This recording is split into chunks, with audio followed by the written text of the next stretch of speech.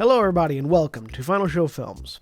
I'm John, your executive producer here, and thanks for tuning in to watch or listen to whatever it is you're about to watch or listen to. In these trying times, we really do appreciate everyone that feels that we are worth their time, and we hope that we're able to give you something entertaining to while away the time as you spend it. We particularly want to thank those of you that feel like we're worth financially contributing to, particularly our $25 and up supporters on Patreon, who are Antitonic, Drevian Alexander, Cat Waterflame, Rowan Parker, and Samantha Bates. Yes, I read that off of a list. Thank you very much for supporting us. I know that in these uncertain times, finances are tough for everybody, so that you're willing to donate to us means a lot to all of us here, and we thank you. That being said, please sit back, relax, and enjoy.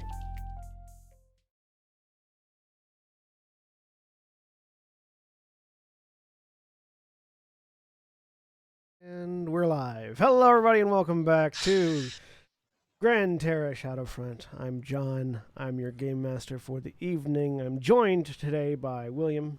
Hi, I'm William, and I'm playing Valdez Stonebeard, the Dwarven Samurai. And Jeremy.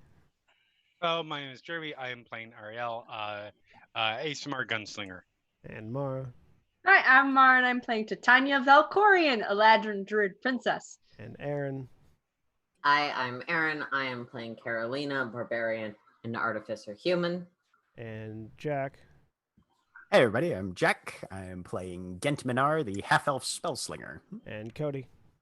I'm Cody. I'm playing Ithram Bolar, Hobgoblin War Wizard. And we will not be joined by Nikki this week. She's busy doing other things, but in her stead, Black Lives Matter. And we continue. When last we left off, the Steel Hearts, several of them fell into a hole. And then a ghost happened. Yep, sure did. And that's all you really need to know. So, we're actually going to pick up with Ariel, who, when last we left off, was actually That's right. who was actually going through a series of tunnels trying to find a lower floor, if such a thing existed, and was firing light enchanted crossbow bolts to sort of mark the way. Correct. So Ariel, you're walking through this tunnel.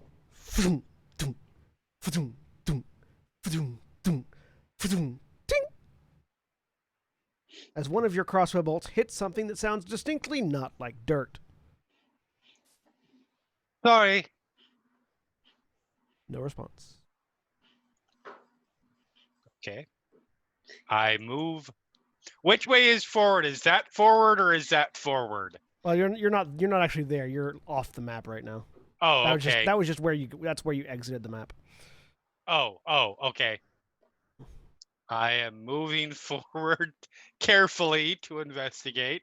So you cautiously move forward to where this crossbow bolt seems to have stuck, and as you get towards it, it sort of falls off the wall that it sort of was stuck into, taking some dirt with it, revealing some sort of stone wall beyond it that seems to have been engraved. Engraved how? Like something has been etched into it, but you've only got a little bit of it visible right now because of the dirt. Make me clean something. Do the exploration movie thing where you wipe Yes. away the dirt that you suddenly just found on the important inscription. Fucking hell. Fine. So you Yeah, instead of using her hand, she pulls out her Nelly blade and is using it to scrape it away, because you can wipe a sword and not leave residue on yourself. So you scrape clear this what appears to be a mural as you scrape away the dirt that has been sort of coating it and encrusting it. It's various runic indications that it was created by some race that speaks Celestial. There are a few sort of poetic phrasings around it, but primarily it seems to be a muralistic depiction of an event. You see, sort of etched into the wall and engraved here, this scene depicted of and a creature that looks vaguely human. That looks mostly like a human with large wings, but dwarfing the size of the individuals around it in this thing that are seem to be slitting their own throats in supplication to this angelic creature. As far as the mural is indicating, and the celestial writing that is on the wall seems to indicate that this site that at this site some cult that existed in what you are learning from this is the civilization of Purano. Purano. Dedicated themselves to the release of and the celestial wording is archaic, but roughly translated into more modern dialect would be a terrible beauty. Okay. The poetry goes on to indicate that the attempted summoning didn't work, but left a taint on the land and was sealed in by whoever these people were that depicted this mural that came after.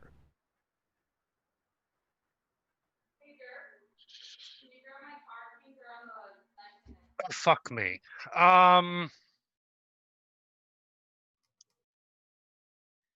Is there enough? Could I potentially get like a religion roll Yeah. or something to get some sense of what this? What's the terrible beauty? Yeah, give me a religion roll. All right. Just having a David in the back of my head gives me advantage. Yes, it does. Sweet, because I have a +0 to my religion.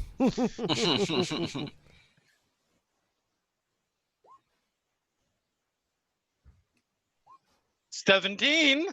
So that particular archaic phrase is typically used to refer to celestials that have had a dramatic alignment shift. So Corrupted angel. corrupted Like angels, corrupted demigods, anything that is of a celestial nature that has been twisted. Judging by the description, judging by the mural, definitely some sort of angelic entity. The size discrepancy makes you think like a planar or something. Great. Potentially some sort of corrupted planar was trying to fucking awesome. Was attempted to be summoned here, but it's not 100% clear exactly what it was. Sweet. So I look right. Is there anywhere further to go from here? Yeah, so the wall actually continues on and then collapses down into what seems to be a lower floor. I'm going. Okay. So while you're doing that, while we're still on this map, Carolina and Valdeth, Scuzz is there too. Yeah, go ahead. Really quick, am I still within range of them for the link pearl? Do you try it? Yes. Yeah, you can get some with her. Quick heads up. It appears that this lovely little temple was a place that became corrupted and horrible when a group of people tried to summon a corrupted angel who demanded self-sacrifices. So keep that in mind. I'm going down. Was that a broad burst, or was that directed towards somebody? That was directed towards everybody that's in the upstairs. Okay. Actually, no. That's just directed towards Valdeth. Okay, so Valdeth, you hear that. Because other people might react poorly to that information. That's not good. All right. No, it's not. So, Valdeth, you and Carolina have just... you've just hidden away a set of dwarven plate mail. Okay.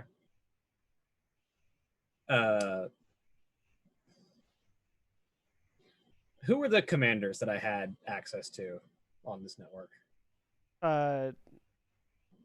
The other. Yeah, like the other important people from the conversation. Yeah. You had hang on. They were outside of the range. Yeah, You'll have to go they're outside yeah. to Yeah, you'll have contact. to go outside to contact them, but you have the Prince Zane, obviously. There is also Kenna, Kenna. right? Kenna is the leader of the Kneecappers, and Dariush is the leader of the Wild Pride. Okay. She'll step outside for a minute and contact Prince Zane. Right. Prince Zane. Zane's not actually on the Link Pearl network, sorry, Oh, Zane- because never they mind. don't have Link Pearls. That's right. No, they don't. It's just the rest so- of us. But you also have, sh- but you, if you didn't want to contact Kenna or Dariush, there's also Cadogan, Bazis, Carrot, Rybar, Sophia, and the Kneecappers, and then Demokritos is. Didn't we also have some of the soldiers come in and they're waiting by the door? Yeah, the Yeah. some of the Royal Guard are sort of securing the entryway. Uh, Demokritos, Iskra, Makarios, Masood, and Timo for the Wild Pride. yeah, I'll approach one of the royal guards actually. Right. Do you happen to have anyone in the royal convoy that is familiar with ancient religion in this land? Nobody on the. None of us specifically. Saif might know more. Saif is the resident scholar. Can we get them down here? Turns and looks at one of the guard that didn't get a chance to do anything because he spent the entire time vomiting blood. Like, yeah, okay. And turns and just sort of hustles out of the ruin back towards the camp. She'll wait. After a little while, Saif comes back with Saif in tow. Once again, Saif is this large yellow naga that slithers along. Yes, can I be of assistance? Yes, Saif. How familiar are you with the ancient religions and cults of this region? Passingly, depending on the nature of your question. Do you happen to know anything about ancient corrupted angels that might have been objects of cult worship? They think for a second and sort of reach up and scratch their snaky chin. Nothing that sleeps to mind immediately. These are the ruins of Burano, ancient civilization that fell to curses and demonic influence. Could be any number of corrupted individuals that they would have contacted. If you want to follow me for a minute, it looks like one of ours found a mural that seems to be some kind of depiction of what went down. I didn't mention the mural. Sorry. The one of our own seems to have found something relating to whatever went down here. They found some information that might be useful, and you might be able to tell us more about it. Certainly. I will lead to where I know that Ariel went down the tunnel. Let me very quickly make a token for Saif. Since you are bringing Saif into the equation. So you and Caroline are both following after Arrow now? Aaron stepped away. I know Aaron but just stepped away again, but I am at the very least. I'm going to assume Carolina is also following you at the moment, just to keep everybody in sync. All right, so the two of you and Scuzz and Saif head over to follow. Wherever that tunnel is, it's been a week. Yoink. I'm moving you, don't worry. Head over to follow Ariel down this tunnel. We are going to move to a different map because soon you'll be emerging elsewhere. Da-da-da-da-da. Ooh, that's our map. It is. Oh, hey, I know this map. You're Good not. times. Good times. You're It's not times. here yet, but will be. Anyways, you head down the tunnel following after the crossbow bolts. It takes you a little while of movement, but eventually you come across this revealed mural. Ariel, would you have waited by the mural or continued on? No, Okay, not even a little bit. She's pushing forward. cool. So we will get to them in a minute. Ariel, you Yep. crawling down this this sort of collapsed area. You find yourself in more stoneworked tunnels, but these are much more open. And as you clamber down into a section, you suddenly see that it opens up into a deviated cavern. So you're sort of on an upper landing area here, but you can see just ahead of you a cliff that drops, an open area ahead of you. I will push forward a little bit.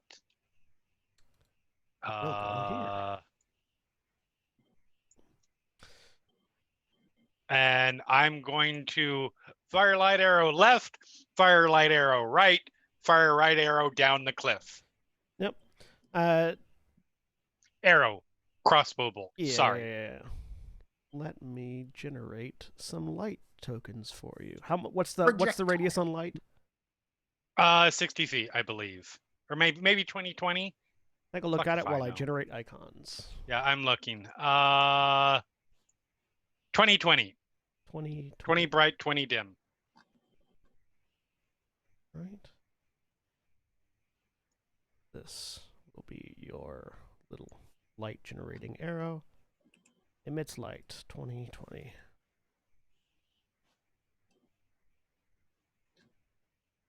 Bam. Cool. And bam. And bam. The area beneath the cliff isn't illuminated just because it's a separate section, but you can see that this area seems to be empty at the moment, though there are traces of some sort of this has all been constructed by something burrowing through. Mm-hmm. That is a delightfully large map. All right. I'm gonna try to contact Gent through the link portal. Right. See if we were close enough yet. Gent, Titania, and Ithram, as you are exiting the upper bedroom area where you found the tentacle whip, you can hear Ariel contacting you through your link pearls. Hello. Specifically just me, right, though? Yes. Yeah. Yes. Right. Mm-hmm. Hello. Are you there? Yes. I'm... Oh, for Ariel. Ariel, is that you? God. Yes. Oh. Hi! You're not... I didn't contact you. I know, but against speaking out loud. Right, yeah. Oh, okay. Fair. Titania says hello. Everyone Yes, is I heard all that right. very loudly in my head. All right. Splendid. We're in a tomb/old ruin residence. There are ghosts down here. Be careful. Lovely. That would make sense. Be on the lookout for a potential. I mean, they didn't successfully get summoned at that point, but who knows what happened in the interim. Be on the lookout for a corrupted giant angel that demands self-sacrifice. All right. I'll pass that along. Lovely. I will try to find you. There are some traps that we've found, at least. So mostly magical in nature. So watch out for that sort of thing. Yes, there are definitely magical traps and undead. All right. For sure. Well, hopefully we'll be moving towards you and catch up with you soon. Just generally look for ways to move upwards, and I will look for ways to move downwards. All right. Fantastic. Good news, everybody. Ariel's close enough that we can hear her. Possible summoned corrupted angels and shit down here, though. So watch out for that, please. Okay. I'm sorry. What? I have And Ariel, nothing. there's... Could I get a clarification?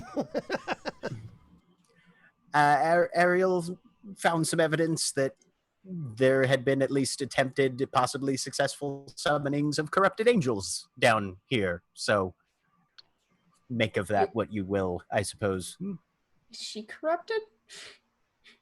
Do we have to worry about that now? Only in the very normal sort of way. Okay.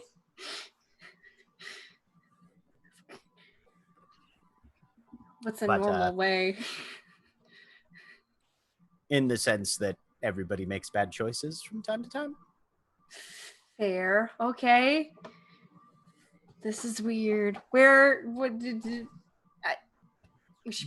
to try and find our way upstairs. She's going to try and find her way downstairs. Okay. I assume Valdeth, and I should have asked if Valdeth was right there or if they had gotten way late. Anyway, Ariel at least is on her way. I assume the rest of the others are either close by or following behind. Ariel, is Valdeth with you? Somewhere behind. All right. Well, don't wander off too far by yourself, please, because it's dangerous down here, and etc. Basic tactics, you know. Kent, darling, do I really? Have you confused me with Titania? And there is not an answer. Why do I have 2 Jacks instead of an Aaron? Oh, I don't. I only have one of each. Who's got a pair of Jacks? Hang on, I can fix that really quickly. Let me. Joker led 5 of a kind. Okay. Let me copy. Is she with her? She's close behind. Ariel's taking point. Okay. We should keep moving? Going then. Yes. Yes. We went back this way. I guess we have to go back. It must have been down. Sorry, I'm fixing a thing because for some reason when I went to the Roll20 map, there were 2 Jacks and not an Aaron. Yeah. John, how dare you fix a thing? Anyways, sorry. I can't remember whether we went up this way. We didn't really go into that room, though. Yeah. No. Yeah. Whichever of the two, on my side, whichever the 2 ways, right or left, looks like it's sloping downward, potentially. You can tell that this way is sloping downwards. That's the direction I'm heading. Then. Yep. So, back to Valdeth and Carolina. So Valdeth, Carolina, and Scuzz, you along with Saif have reached the mural. Saif stops and takes a look at it.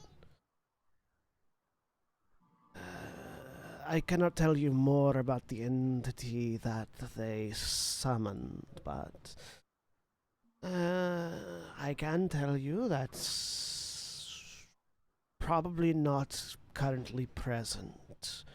This appears to be some sort of higher power being, some sort of planar or higher angel. If such an entity were present, your friends, would already be dead. Oh, good. Well, let's see if we can get everyone together and get the hell out of here. I think we've had enough fun here. Would you like me to still accompany you? Valdeth looks around at people who are injured. A little bit of backup wouldn't go amiss at the moment. Certainly. Perhaps I can assist with that as well. Aaron, you muted. At which point Aaron remembers that Carolina has healing word or cure wounds, one of the two, and should probably use it. Well, one moment. Before you do that. Oh, sorry. I'm trying to cast a spell. 1d8. Yeah, we'll do that.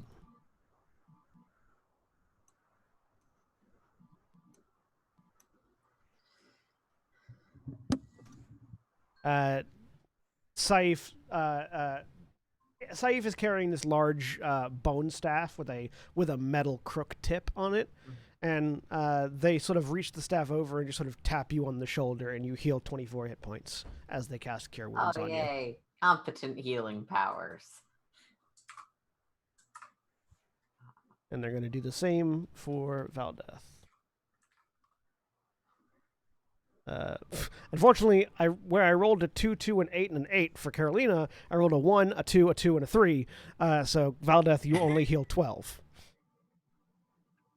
That's my luck. They are not a life cleric.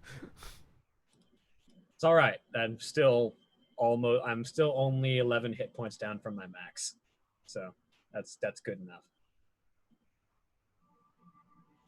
So, let's continue on. So Ariel, as you are theoretically slowly making your way with a certain amount of caution, but not super slow. Yeah. Like she's moving forward at probably a regular speed. She is just being very aware of her surroundings. So we'll say you get most of the way down this escalation here. When you hear the sound of rocks being disturbed behind you from the direction that you came, as Carolina, Valdeth, Saif, and Skuz arrive at where you're at in the tunnels.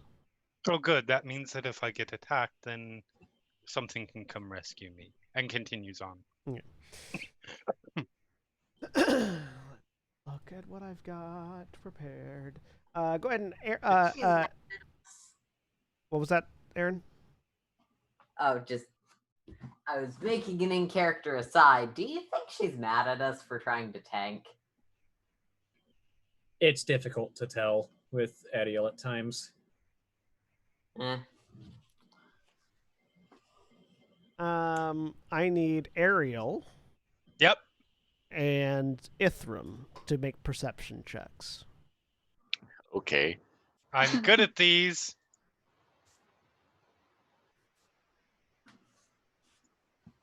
$19. You are good at those. And If you're gonna be a bounty hunter, you damn well better put proficiency in perception. You put a name for a quote you had for next week on your yes, thing. I'm well aware. I'm well aware. Just making sure. Yeah. Just reminding you in case. Yep. No, that's why I put it in the name of my character. Like it. So that I wouldn't forget. It reminded me to remind you. Right.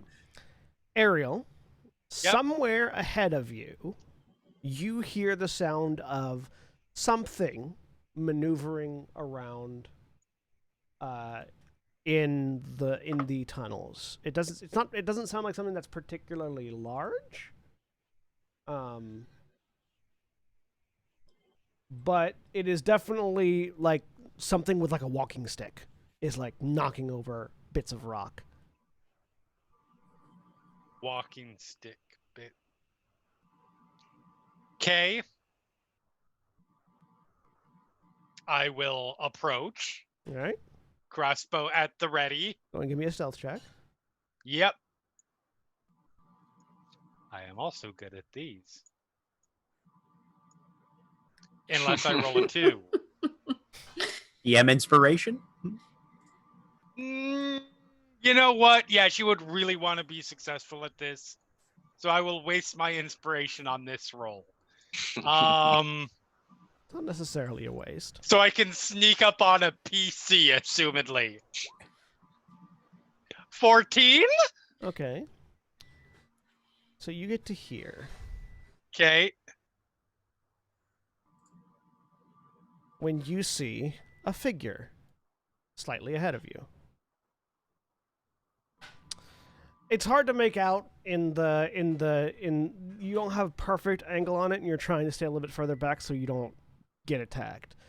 But this creature, get a description for you real quick. Would we be roughly about where I'm at by now, John? You all would be like right there, yeah. Hang on a second. Ithram, you didn't hear anything. Okay. This creature stands at about the size of a human. Looks to be wearing a long cloak made of something. You can't quite tell the material. With limbs that are too long and too misshapen to be a human. With holding what appears to be some sort of gnarled wooden stick that it's using as a cane. And as it turns, all you can really see, sort of out of one side of the face, is a mostly featureless face that just has two small slits for eyes that seem to be just holes that don't have anything in them as far as you can tell, and an elongated mouth that hangs about a foot open from where the nose should be, though there is no nose. Everybody that I can reach with Link Pearl. Apologies for the loud noise as I switch to my gun.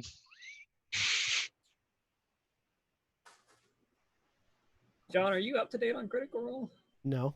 Okay. That was going to be my question, too. Why?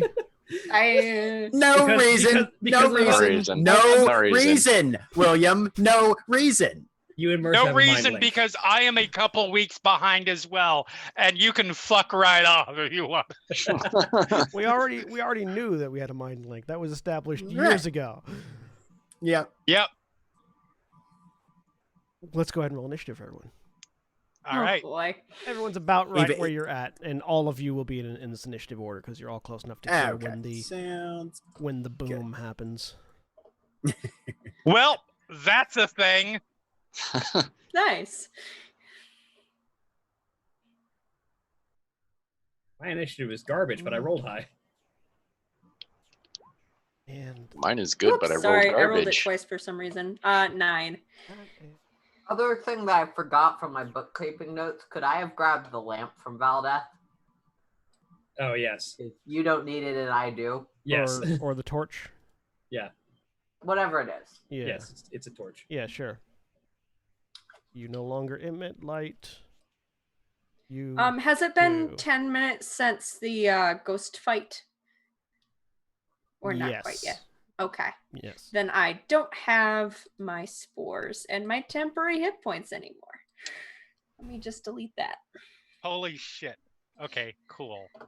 Okay.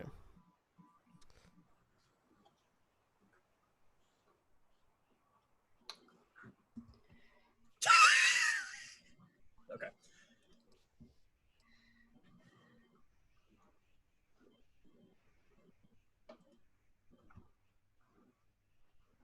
It's fine, it's fine. Whatever it is, it's going on 0. I haven't rolled yet. See, I just see 0, and I think it's too late. I think it's going on 0. Uh, I see. I mean, whatever you need to feel better.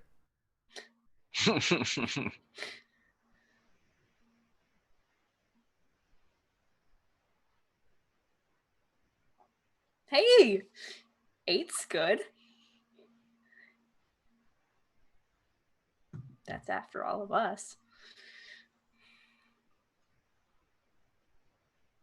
Okay. Ariel, you're going first. Yep. So I am also, because I just realized, make sure this reads properly. Yep. So I'm also pulling out my hand crossbow because I realize the crossbow expert does not say if you attack with a one-handed weapon that is a melee weapon. So I can John Woo this shit. Yes, you can. Fuck yeah. And I will make 2 shots. First one, we're going to use a grit point for. So they do have partial. They do have partial cover, so they're going to have an increased So that's AC. advantage on the attack roll then. They are having an increase to their AC. I mean, you might be able to negate that by moving if you wanted to, but That's true. I could. And get a potential better look. 5, 10, 15. Oh, hi. Okay, you can make a religion roll, just a reflexive one. Okay. This is a corrupted angel, right? No, 14. this is a Bodak. Okay. You know that Bodaks are the undead remains of someone that basically revered a Yep. demon of death that's largely affiliated with death and the undead. And they remain. They basically have. They are specific worshippers that have been marked by this entity that they worship, and thus have been bestowed a fraction of their power. Even in death, they retain that fraction of power. Awesome. So yep. So attack with advantage. Yeah, you are hidden from them, so. Well, no, because I spent a grit point for advantage. Oh, well, there you go. Well, if I'm hidden, then I'm not spending a grit point. Okay. Still. So it's a 17 to hit. With their increase, no, they don't have the increased AC because you moved. So yes, a 17 hits. Okay, so 13 piercing damage. So you hit. Second attack. Your gun's not I'm assuming magical, I'm no right? longer hidden at this point, so I have to spend the grit point. Correct. Yes. Your gun's not magical, right? No, it is not. The bullets are silver, if that makes a difference. Not for this one. Okay. Oh well.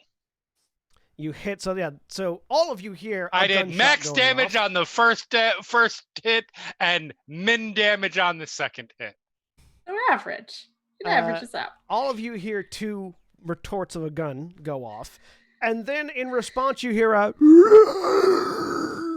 echo through the ruins as this thing And then turns. Yep. And then for my bonus action, I am hand crossbow attacking. Go ahead. Oh. That's fine. No, that's good. I rolled the natural one on the hand crossbow, not the gun. Yeah, that's so right. Yep. Mhm. You use as you're whipping the hand crossbow up to fire, you're a little twitchy after that sound it made, and your finger Right. you close your finger too soon and it just fires into the ground as you're trying to whip it up. And the only thing she thinks is, thank God nobody was here to see that.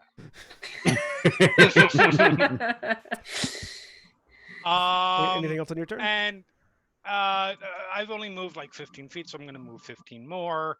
You know what? I am going to move 5,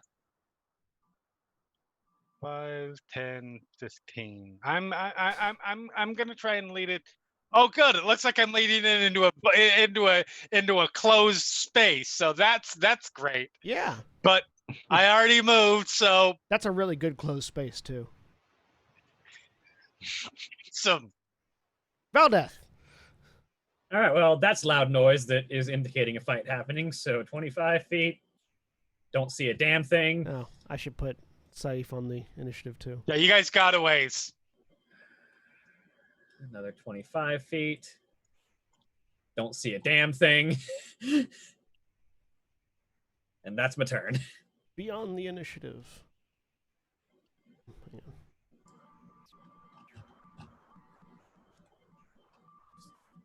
This is what happens when you ditch half your party. No, The other half of your party was already missing. Ariel is perfectly fine with this. Okay. It's gonna be bad. No regrets. Saif's turn. Saif slithers past.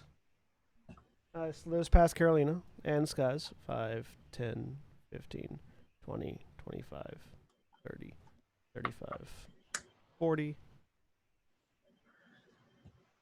And gonna dash too. 5, 10, 15, 20, 25, 30. Gonna leave Valdeth ahead of him. Because while he's a large Naga, he's not a melee combatant. Yeah. Keep the cleric behind the fighter. This is wise. He's less a cleric and more a priest. Yeah. to give you an idea of Yeah, he's a divine spellcaster, not an armored one. Yes. All right. Ariel, you hear the sound of something moving boulders in this alcove that you have walked towards.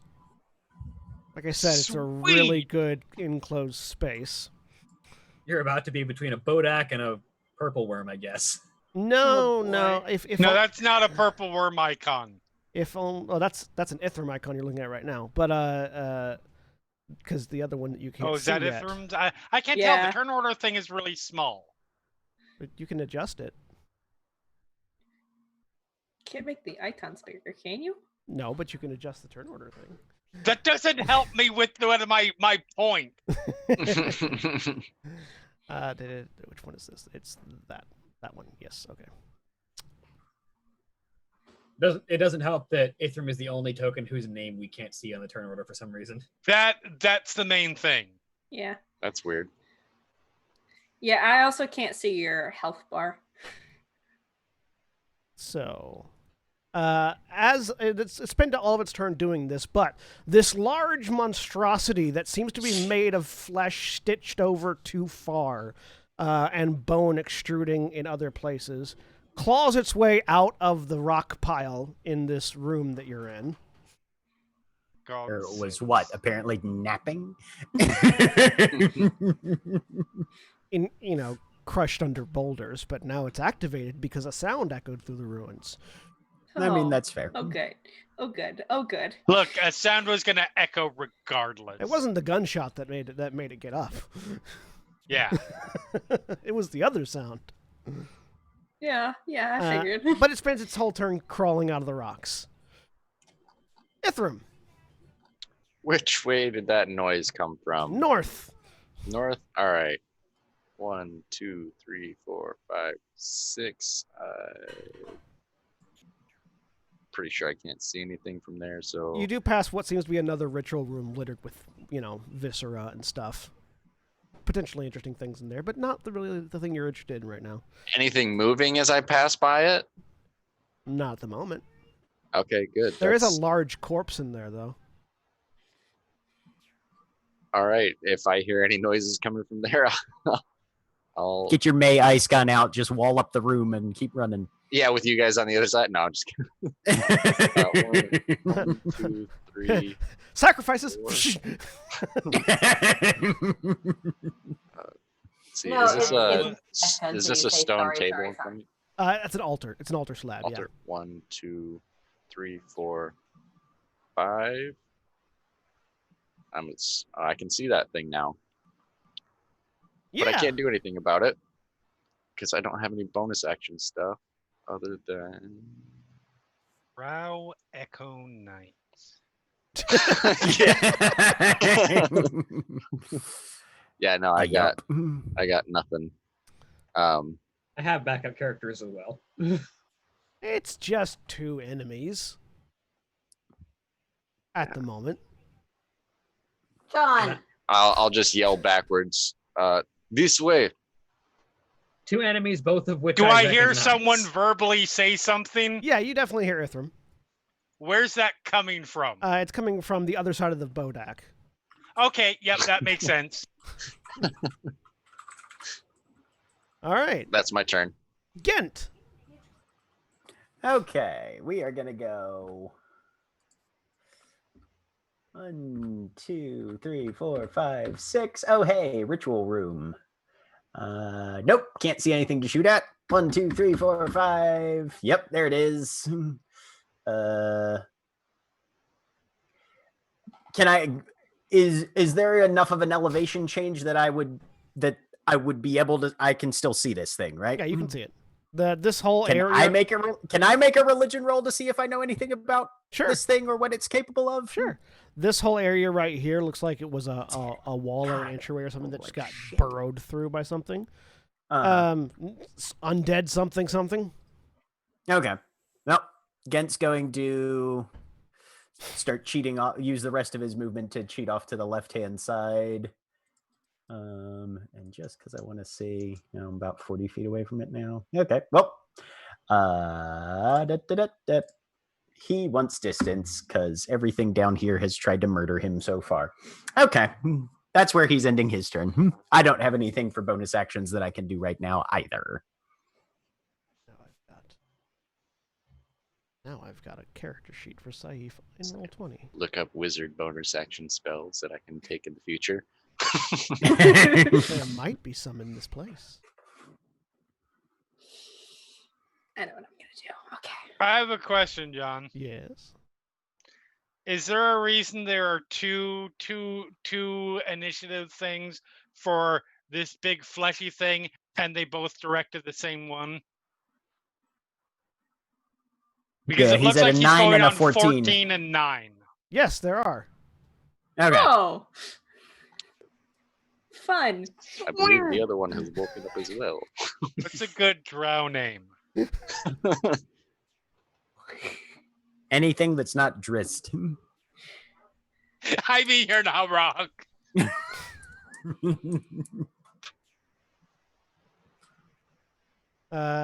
Carolina. Play a character named Drist at some point just to annoy everyone because I'm a troll. They're just gonna Well, instantly die. That's fine. Not if I'm This running is it. the way we came from, correct? Yeah, that's the way you came from. So the way Okay. you're going is to the right. Yeah. My movement's Cool, I'm headed back there. No, I just look. I can only see the part of the map I can see, so I didn't want to run the wrong way. That's valid. Over. See if I can. Over here is where you're going. There you Yeah, go. no, I got it. So 30, 40, and then I can dash.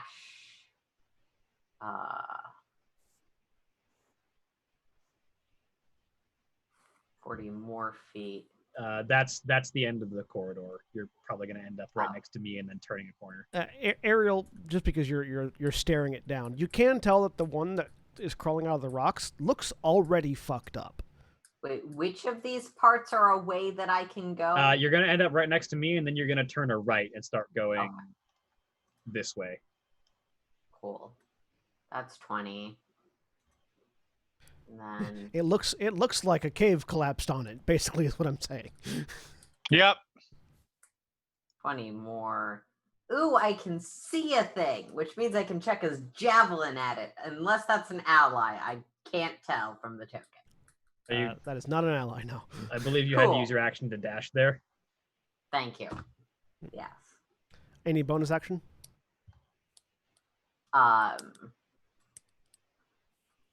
No, but I'm making sure to change out my weapon so I can hold a light in one hand and a weapon in the other. I mean, potentially rage while there aren't allies nearby to get blown up. Yeah, but then if you can't attack next turn or take damage. Yeah, so it can't. It's the end of your next Also, turn. I'm not blowing any of them up with my rage power. That's fair. There's also that. All right. There is the sound, Ithram and Ghent from behind you, Titania from ahead of you. Yeah. Yep. Of something, and the sound of bones from that room you passed, where there was a big corpse on the Yeah. floor. Yep. Titania. Okay, mechanical question. How Yeah. narrow are these corridors? I.e., if I turn into a large horse, will I get stuck? It'll be very tight. You'll be moving at half speed if you turn into a large horse. Speed? Shit. Okay. Fine. I'll just go at myself then. What about a regular sized horse? 10. What about a pony? 25. Just an That's angry 25. Shetland charging through the hallways. Little 30. Sebastian, here he comes. They went up that way. Yep. Yeah, I'll use my action, I guess. That's also where 'cause you I heard the didn't- sound from. What? That's also where you heard the sound from. Great. Cool. Shit. Maybe I shouldn't dash in. You absolutely should dash in. What are your hit points at? The 24. Cool. I'm gonna wild shape to Okay. get my spores back Okay. because I don't like that thing. That was a weird noise and it was a weird big. noise. It sounded big. A big weird noise. So I'm going to do that as my action. All right. Anything else in your turn? So I get some temporary HP here. Spores happen again. Go ahead and Yay, generate spores. your radius. Whoop. Save. Okay. You encapsulate that entire room you're in. Woo! Mushrooms pop up. You are completely safe. There's a certain point where You I, as a say player, that. know how scared I should be just by what I'm looking at on the board here, because I know all these monsters. And Then again, you guys weren't all that afraid from like monsters that you really shouldn't be afraid of, and they still killed somebody. So Yeah. And bonus action. I don't really have anything, so that's me. And I recognize that these things are injured, but I also recognize what these things are. So even injured. I can't see. all right. So the creature with a long face, the Bodak, turns towards the person that shot it. Fair.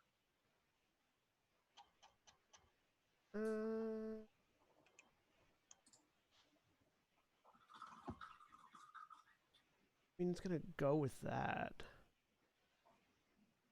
How close are you? It shuffles towards you. 5, 10, 15, 20, 25, Sorry. 30. I may have switched the order. And I need you to make a Constitution saving throw. Yep. Yes, I do. Hold on just a second. Con save. I'm okay at con saves. 19. All right, you succeed.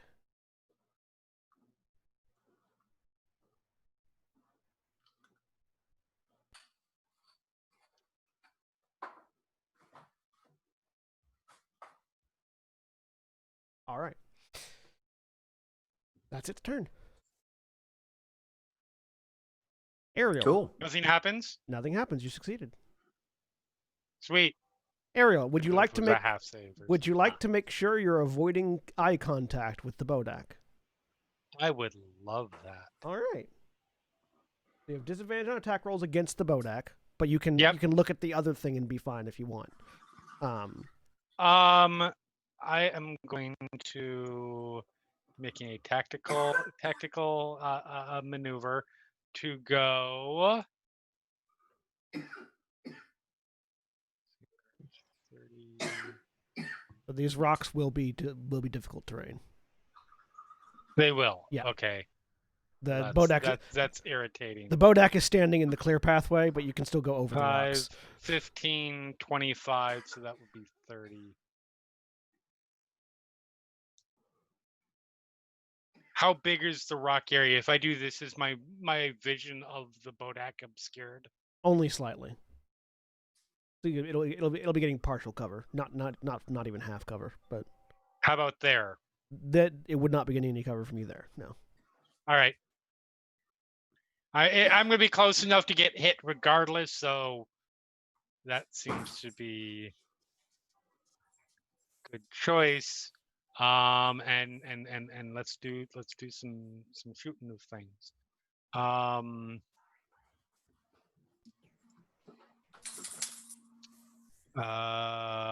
We will. Space too short. We'll make this a violent shot. My last grit point.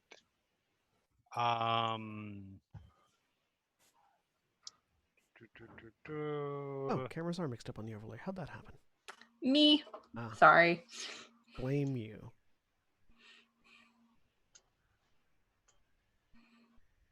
Uh, 16. 16 hits. Yes. Okay, so that's, and I get to roll another damage die.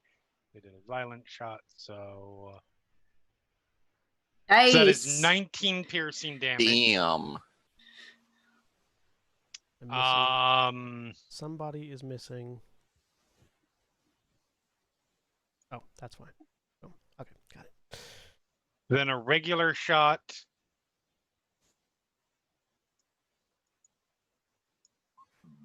15 15 hits. for 11. And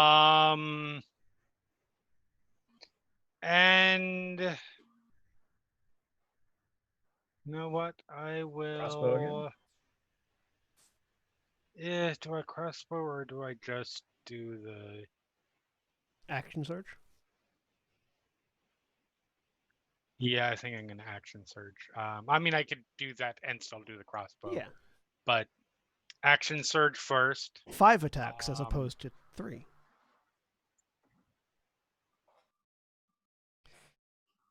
$12 misses. 12. Yeah, okay. I had to miss at some point. Ricochets off the rock. 16. Hits. God, those fucking damages. And then crossbow.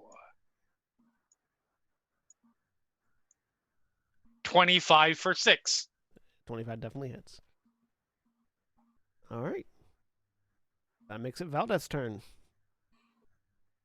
I am too far away from the thing. And I believe Ariel has my crossbow. Yes. Yes, you gave me your light crossbow. That was a horrible, horrible mistake. Light crossbow that Ariel isn't even using right now. Let's see. Sure, we'll do the thing that is a thing. Trundle up. So we will move here, and I will do a thing that I have never done on any character, which is throw a net at the fucker. Hey! Throw your net. Nice. I miss with the net. You throw the net, and it hits the wall. Oh shit! Never doing that again. You like Exactly. swing it. You don't let go of it fast enough, and it sort of like it goes to the left rather than straight. Just ping. I was like, maybe once the net will actually do a thing. I've but caught no. people in nets before. I have an idea for a net, but It doesn't help that the net is dex-based, despite being a thing that you throw. Oh, you can throw it with your strength, can't you? No, it's a ranged weapon. It is technically speaking a ranged weapon. Yeah. Counts as a okay. ranged weapon, so it's Yep, mhm. yep. All right. Anything else on your turn? Nope, that's it. Okay. I don't have anything else to throw. Saif's turn. Saif is going to 5, 10, 15, 20, 25. And is going to, seeing that the battle has been engaged, is going to cure wounds on Carolina again. Oh, thanks. Already used his 2 5th level spell slots to cure already, so... Also, that net toss would have been at disadvantage because it's more than 5 feet away, and yet you can't use a net from 5 feet away and not be at disadvantage anyway because it's a ranged weapon. I think the point is just that nets are hard to throw. Carolina needs a lot, so we're going to go ahead. And easy to he's get not, out of the way of. he's not using True Seeing for anything right now, so... Carolina, that's going to be 31 hit points healed. Awesome. Like, Yeah, you have to I have see. sharpshooter to be able to throw a net from more than melee range, and yet at melee range you're at disadvantage. It's weird, yeah. All right, that'll be his turn. Nets are bad. They are. All right. You all... Carolina, Oh, go ahead. yeah. Arrows like really quick as they come up. There's something large and fleshy coming from this way, by the way. Which is good, because you hear it moving now. As rocks begin to be torn asunder by these massive bone claws. I wonder what you call a thing with massive bone claws. You call it a bone claw, actually. 5, 10, 15, 20, 25. I call it 30. those bird praying mantis things on Hellfire Peninsula. 35. 40. Oh, the whatever the fuck they're called. Yeah, the like destroyers, I think they're literally called. Yeah, shredder something or other. Yeah. Mm-hmm. So this massive undead corpse with these equally massive bone claw-like fingers just rips out of this stony passageway, ripping chunks out of the wall as it comes. And it's gonna attack Valdeth. Yep. Yes, it is. Does a 26 hit you? Yes, it does. I don't know why you ask. For 11 piercing damage. For the satisfaction. So It's fine. it You reaches. always So ask. this massive bone claw reaches out, grabs you, and as it grabs you, its fingers stab into you. You are grappled. Yep. And it just sort of pulls you a little bit closer, not mechanically because you're already right next to it, but just pulls you a little bit closer, and there's this stench of death coming out of its viscous maw as it just goes in your face. And it gets a second attack. Does a 13 hit you? Nope. So it can't hit you when it has you grabbed for some reason. It's just like it starts menacing you with the other claw. Right. Like, it stabs me with the one, and the other hand is like, "Hi, I have a great sword. I'm going to be putting in your face in a second, real quick." Keeping those claws away. Ithram, you can hear all of that happening ahead of you, and you also heard something happening behind you. Yeah, best thing to do is to put distance between me and that thing behind me. 1, Rock 2, flayers. That's what they're called, Jack. 3, 4, Yes, they are. 5. Cool. So, Nice of you to join us. thank you for finding us. Let's see. 1, 2, 3. Let's see. Let's kill these Can I things and see- get the hell out of here, then. Oh, I can't see into this room. Damn it. Nope. Nope. Okay. So, but what I can do is, he's got a shield on, and he runs up there and starts, reaches into a pouch, pulls out a little vial, and then smears some molasses between his forefingers on his right hand, and just points at the big fuckers and the bodak, and casts slow. All right. What sort of save do they need to make? 1 second. I think it's wisdom. It is a wisdom save. All right. What's the DC? 16. Fail. And fail. They both fail. Awesome. Yeah. So they have -2 to their AC and dexterity saving throws, can't use reactions, and can either use an action or a bonus action, They regardless But of the not creature's both. abilities and magic items. And it can't make more than one attack per turn. They have been slowed. Oh wait, no. Snail. The snail is the obvious choice. What am I doing? There. All right. Anything else on your turn? Yeah, I'll move my other 5 feet forward. Gent. Okay, on Gent's turn. Gent is going to move to here. And he heard something back here, right? Behind you, yes. Okay. Gent is going to hold his action. And if anything comes within visible range out of this room, he is going to shoot it twice. Okay. Because he knows his girlfriend is back further and does not want anything's attention only on her and blocking off her escape. Fair enough. Carolina. Okay, I'm gonna move around here. And I'm gonna rage. Rage. You can teleport up to 20 feet until the occupied space you can see. Do I get to choose where I teleport? Yeah, you get to choose. Okay. So say on the rock flanking it. Yeah, that's what I was gonna say. I'm gonna get into a flanking position here. Also put you in melee with the Bodak. Yeah, I'm gonna hit the big one because I think I have advantage on that one for flanking. Yep. Yeah, we'll say even though Valdeth is grappled, its attention is also on Valdeth. So. I mean, also, I'm still a threat to it. I'm not restrained. Yeah.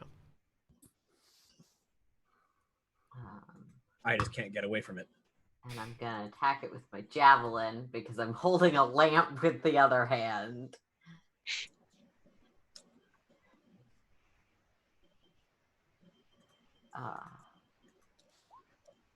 15? 15 misses. You stab into it, but it's just bone that your javelin just glances off of. Remember, it does have a -2 penalty to its AC. Oh, it does. You hit. Because Never it's mind. slowed. That's right. I forgot about. I forgot to slow it. Ha-ha. Effective AC. You do it. And second attack.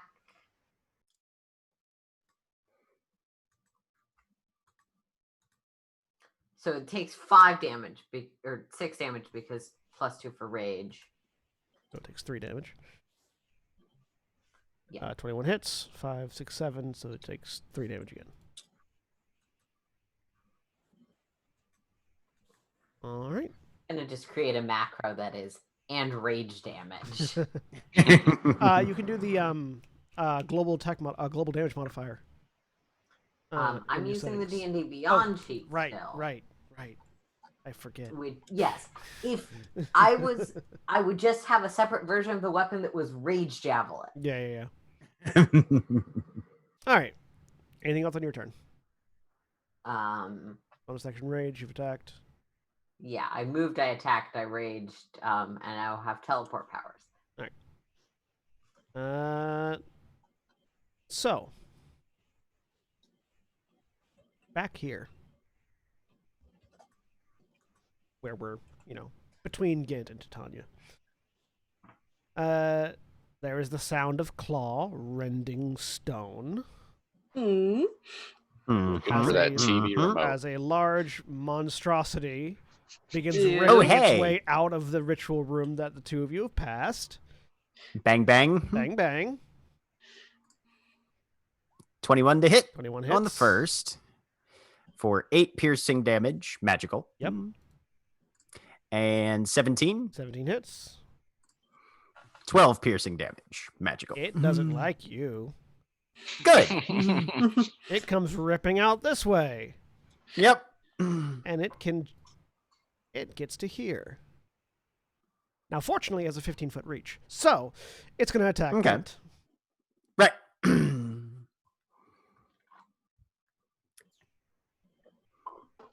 Does a 22 hit you? Yes, it does. 15 piercing damage. Ow. As it reaches out and just punctures you with these large bone claws and drags you towards it. Basically doing the same thing it did to Valdeth a second ago. And the other hand comes in. Mm-hmm. Does a 14 hit you? Yes, it does. Hey! It hit on the offhand attack for 17 piercing damage. Okay. As it now has both claws in you and is just holding them in the muscle sinews of your body. Okay. Well, I can feel blood in my lungs. And everywhere else. Titania! Yep. I do that. 5, 10, 15, It's got your boyfriend. 30. I'm up there. Ooh, I can see some people. Oh, you don't look good. 30. It's all the blood and internal organs that are on the outside is all. Yeah. No biggie, just all the blood. All your insides I'll- are on the outside. Yeah, I'm casting Healing Word at first level. As a bonus action. Okay. For 6. Alrighty. It's not nothing. 6 whole hit It's not points. nothing. Nope. You have healing potions. Yeah, you didn't and- distribute those. No, she did. I did. Yeah, among, to yes. us. among your group. I, Yes. Right. I have a potion of greater healing. Yep. I also And- have plans. Let me see here. Yeah, I'm gonna try and distract this thing.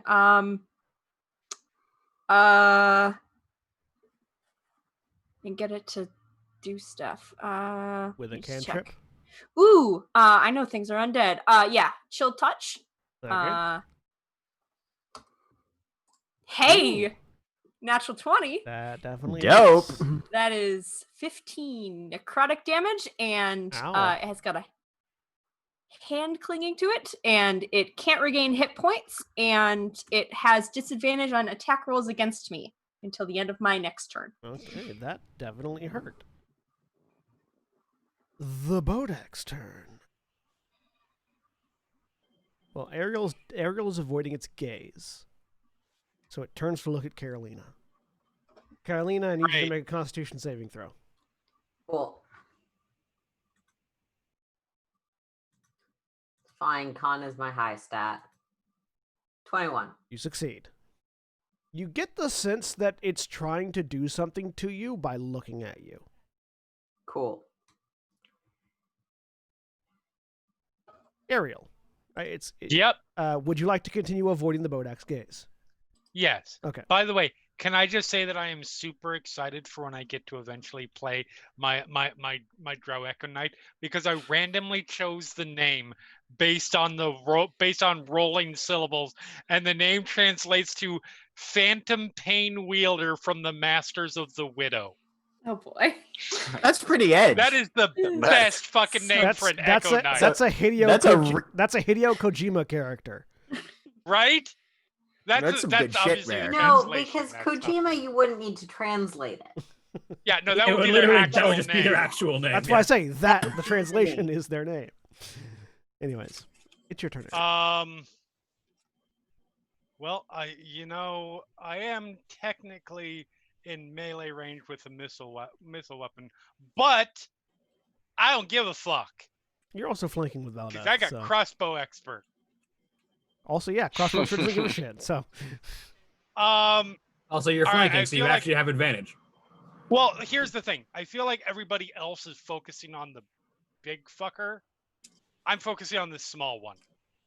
Because the small one's probably the more dangerous of the two. Not a bad call. So you'll be at disadvantage for the shot because you're avoiding your gaze. Yep. That's fine. It is what it is.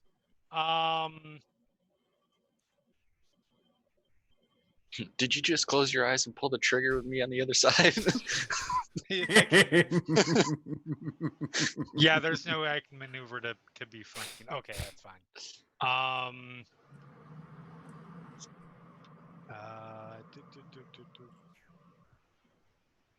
Daddy's killing his players. My daughter's very excited and is over here next to me. Yeah. 15. 15. It's slowed. Hits. 15 hits. So that's 13 piercing. And second attack.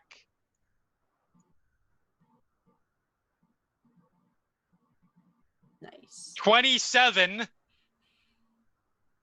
27 hits. I couldn't have been a I could really use some grit points back. All right, and so crossbow close. attack. Right. Granted, the odds of both of those having been anyway. Are exactly the same as both of them being 19s, Jeremy. No, it's not. I know it is, but you know it's but not. No, it's not. Sorry. Math pedant over here. It is the difference between a number of it being double of any number from 2 to 19 versus like that combined versus that one. So it is Right, a lower okay. odds. Okay. And then a 14. 14 hits because it's slowed. All right. So 8 piercing. And I realize I'm probably going to take an opportunity attack from this, but that's fine. No, you're not. You're not because it's slowed. Yeah. Yeah. That's right. The No reactions. It goes to try to hit you, but it's moving so slow that you just No, step she just aside. backs up, and even with a gun in one hand and a hand crossed with the other, goes,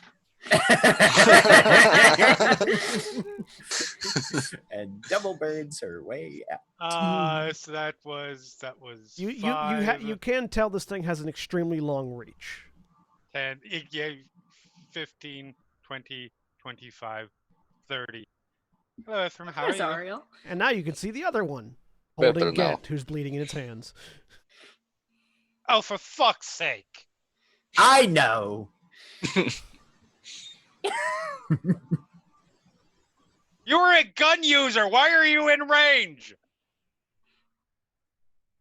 Said the woman who just shot at somebody at me. These things have very Point long blank. arms, if you haven't That's noticed. a bit hypocritical coming from you because everything you have done this dungeon. Do as I say, not as I do, dear. Valdeth. Yes, I'm avoiding the Bodak's gaze. Yeah, you have noticed Ariel I'm looking avoiding at the bone gaze. claw. I'm You- looking at the bone claw. It's So- a little bit more pressing. Yeah, you've noticed Ariel avoiding the gaze, so you can now make the decision to avoid the gaze if you want. So I'm going to take my advantage on Would this. you on would this you like to thing. try to escape the grapple? No, I would like to kill the thing. Okay, let's just figure out a check. 16. Hits. This is a +1 greatsword. Okay. 12. I'm going to reroll that one. Okay, 3 more damage. So 15 slashing damage. Okay. Second attack. 23. 23. The same thing again. Hang on. Reroll that one. Yeah, exact same. 16 slashing damage. All right, it's not happy with you. Anything else on your turn? Nope, that is my turn. Saif can see. Wait. Are both of Titania's partners currently grappled by bone claws? Yes. Yes. Yes. Yes, I can't okay, see okay. Valdeth though, so I don't know that. Right. Yep. I can just see Valdeth, but I've got more important things to be looking at right now. Saif can see that there is an issue over here. And so he's getting into a position where he can see both groups of enemies. Avoid the dread Bodak's gaze. It will devour your soul with its size. He gives a warning to everyone. Oh, yes, that. It's good to know. What's he gonna do? Ah. That. Of Yeah, all things, why that. would they do that? No, he's doing that. So this one needs. So that bone claw needs to make a charisma saving throw. Is he casting vague? He already used up his fifth level slots, John said. With a natural one, Or they that's a already did. 0. So Gent, the bone claw holding you disappears. Ooh, yay, clerics. Banishment. Changes what I was gonna do. As Saif casts banishment on the Bodak. Huh. Or on the bone claw. Right. That's literally that's Gent's reaction. Huh. Oh, hi, Ariel. He's like Across claws, the room. claws buried Suddenly into your see. torso, then just Oh, didn't banish the holes though. Okay. no, well. could only do so much. Just if you drop don't- 5 feet. if You're you supposed to don't- keep them in. if you don't move for the entire duration of the spell, it comes back in the same position with its claws still in the same holes. Yes. Or its claws making new holes if you've healed them. Hmm. That's Saif's turn. They don't have a bonus action, anything.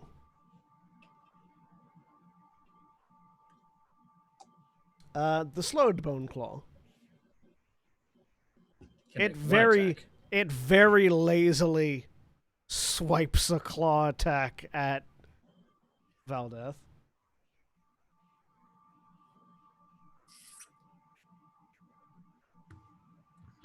Does a 26 hit you?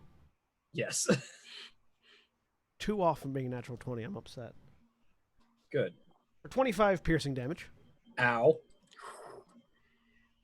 As it just very slowly sinks its claws into your side. Ithram. Okay, since they were banished, let's see. How high are the cavern walls?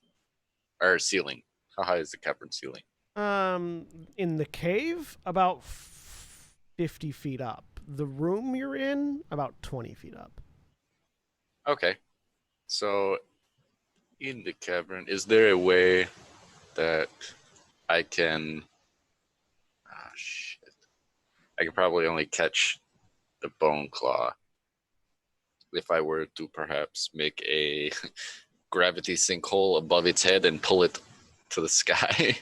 Oh, what's the radius on that? 20 feet, 20-foot radius. I wanted Yeah, in order to not mini catch fireball. In order to not catch any of your allies, you would only catch the bone claw. Okay. Which, I mean, that's not a bad trade. Yeah, it's not. I can also actually do this. I'm gonna bonus action cast sapping sting on it. Are any of these concentration spells? They are not. I am well aware. Just making sure. So yeah, sapping sting. They need to make a, I believe. Yeah, DC 16 con save. Which one? The bone claw and the bodak, or just the bone claw? Just the bone claw. And it's only 5 points of damage. But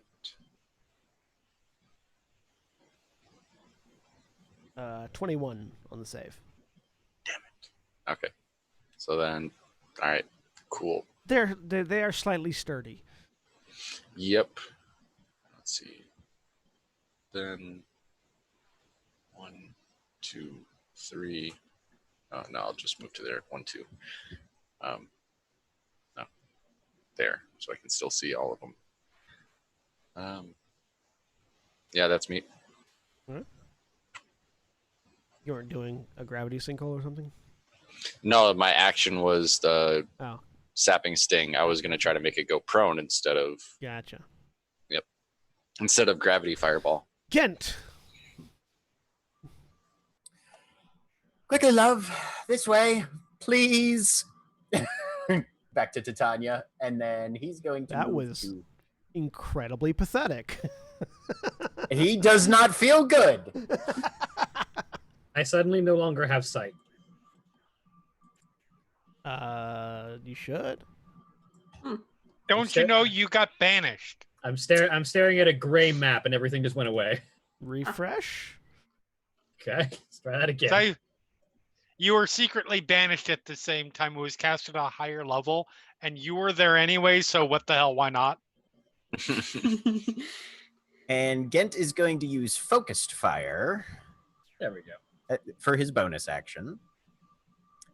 So if this hits, the Bone Claw will be at disadvantage for the saving throw against pacification. Okay. Come on, don't You fucking fail me Casting now. pacification as well? Yeah, so Okay. casting pacification, burning pacification on this bullet. Ooh, I can spend my inspiration and give myself advantage on the attack as well, which is what I'm gonna do. Yeah, you should do that. I like the idea that he walks up there, instinctively sees the nog, and is like, monster, and shoots it, No, I've been traveling with Saif for a very long time. proceeding to break All right. concentration. On the banishment, the bone claws back. All right, so 28, I assume, hits the Bone Claw. It does. All right, 14 piercing damage All right.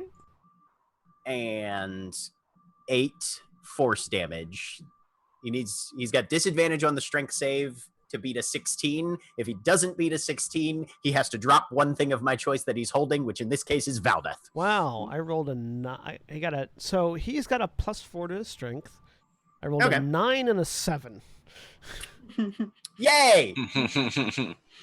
I would like to make him drop Valdeth. He dropped Valdeth.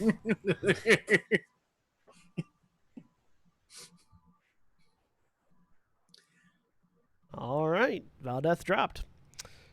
And then Gent just sort of leans his hands on his knees and is breathing very heavily. Carolina, would you like to avert your gaze from the Bodak? I'm going to be making a save just for my own decision-making process. Yes, I support this.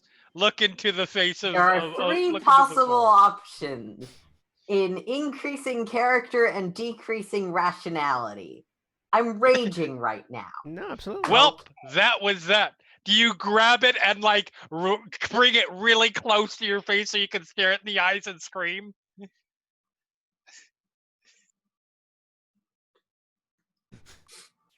Close. I'm dropping the lantern or torch, so it presumably goes out. I still have a 10-foot radius of light around myself. You can drop the torch and it won't go out. Torches are designed to be thrown to the ground and not go out. Cool.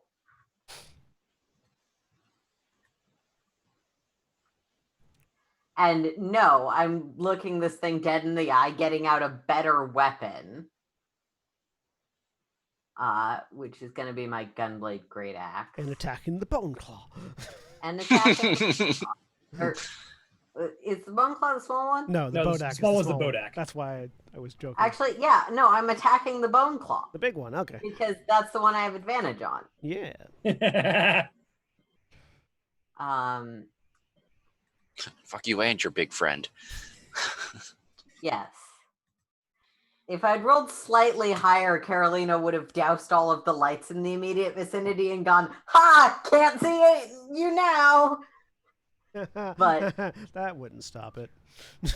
Tactical blindness on myself. I would have effectively been avoiding the gaze, sort of, not really. I mean, yeah, it is if you can see the eyes that...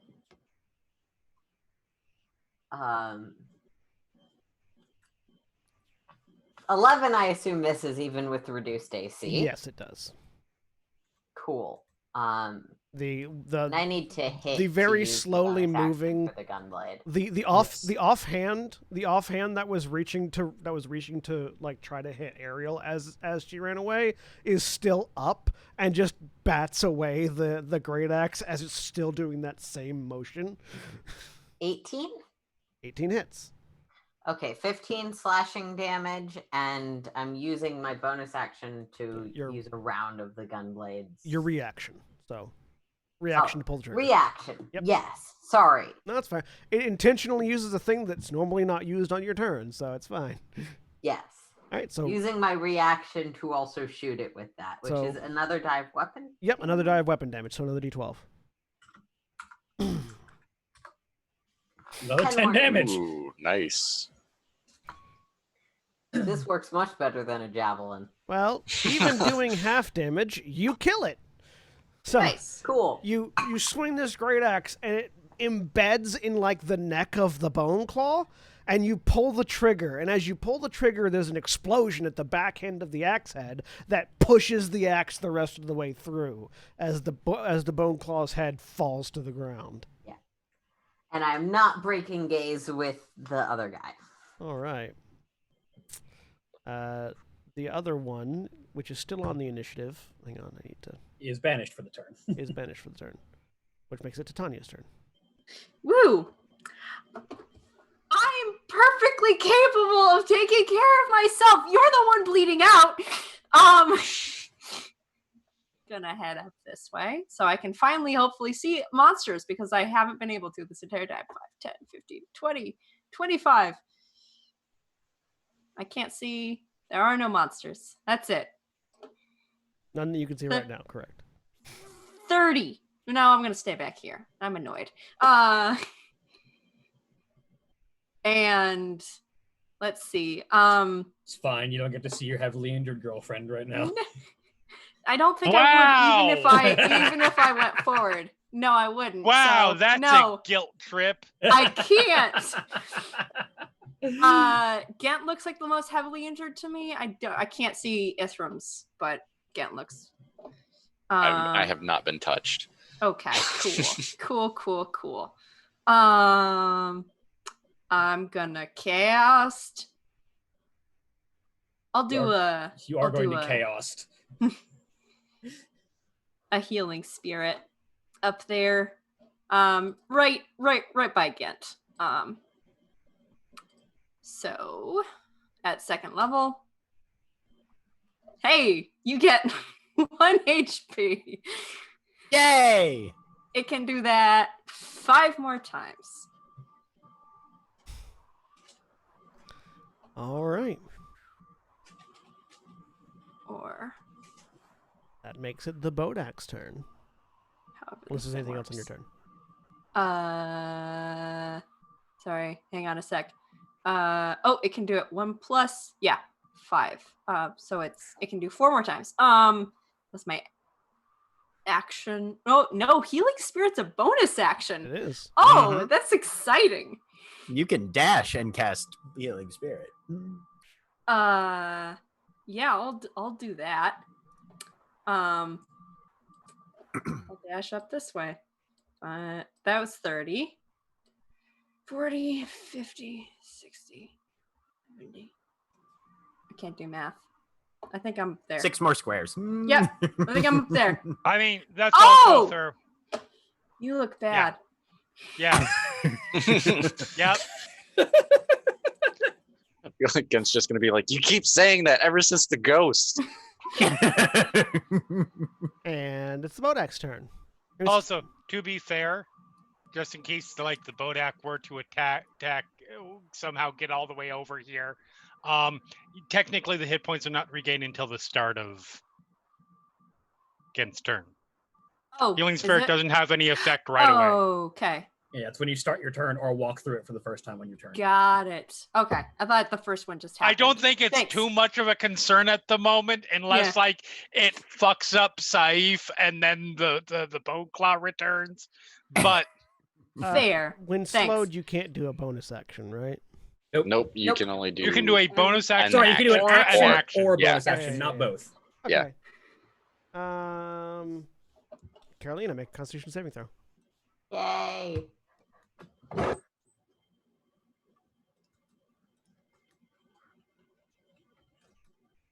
$13. Oh, you exactly make it. That would have been bad in a moment. Actually, wait. When you're raging, are you immune to being frightened? No, that's No, only berserkers. No, Okay, I'm only not that berserkers. kind of barbarian. Got it. I should point out, with a Bodak, that's not an act. That doesn't take an action. The death gaze is a turn start. The death gaze is an automatic It thing. can just do that. Which is why I can reflexively choose to not. I think you should. I was gonna say. Oh. I assumed that might be because we're fighting so much, you made it a little bit weaker. But the Bodak's able to do a lot of shit that you haven't activated. I was yet. just thinking that it was like the Withering Gaze, which is also just an action. No, It's like you can do one of the two. I didn't know you could do both. The death gaze is like a basilisk. It's either you're looking at it or you're not. Oh, and Yep. and it's when you start your turn within 30 feet of it. I've been reading that wrong. I've been treating it like its Withering Gaze ability. No, Withering Gaze is the thing that it can do whether you're looking at it or not. Yeah. Okay. And that one is stronger because you take half damage even. Well, if you we're gonna take succeed. that as your save for the Withering Gaze then. Okay. Which means you take. Do I need to make a save for the turn where I chose not to, or are we? No. You chose not. Oh wait. Make a second save. Yeah, because you would have done it there. So we'll say that 13 is for the turn where you chose not to divert your gaze, and this one will be for the Withering Gaze. 12. Oh, because you failed that one. So you take 29 points of necrotic damage. Cool. Yeah, the Bodak is like a murderous basilisk. Got it. Okay. It is super. Yeah. Yeah.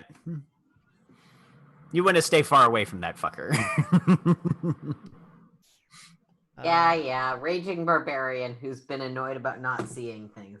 Well, I mean, and you also have a significantly better chance at succeeding those because I think they're mostly con saves anyway. They're all con saves. Yeah. Ariel. Yep. So I was reading an ability wrong. Oh well. I'll know for the next one. We get back to Taram, and just like an entire Griffin company of Bodaks have taken over our They're home like base. Bodaks are like the D&D equivalent of tonberries. They kind of are. They're not actually, really I'll be honest with dangerous you. unless you get too close. If you let them get up to you, then you're about to die. But I mean, there's still some bad stuff, but all right. So I like that their fist attack is so piddly. yeah, because Just 1d4 plus 2. plus the necrotic damage. But I mean, yeah, but like if they could just punch you for a small amount, or they could just stare at you to death. the punch is for things that are resistant or immune to necrotic damage. So, to be clear, based on what I had learned previously, Mhm. would I know that if I'm 30 feet, if I'm 40 feet out, I'm safe? Yeah, Okay, so then I'm looking right at it as I shoot it in the yeah, head. you're outside the range of the effect right now. Okay. so. Yeah, I wasn't sure if that, yeah, cool. Saif is also providing a physical barrier at the point of distance because he doesn't need to look at it because he's not attacking it. Then just regular attack. So 25 for 7. Yep.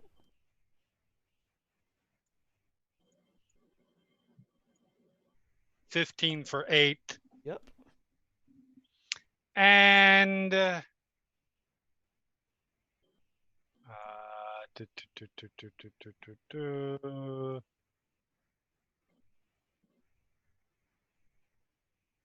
21 for 6.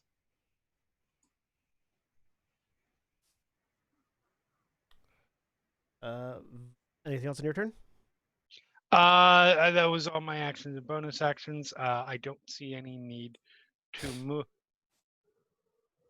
I'm going to move up there. Valdeth, would you like to avert your gaze? Yes.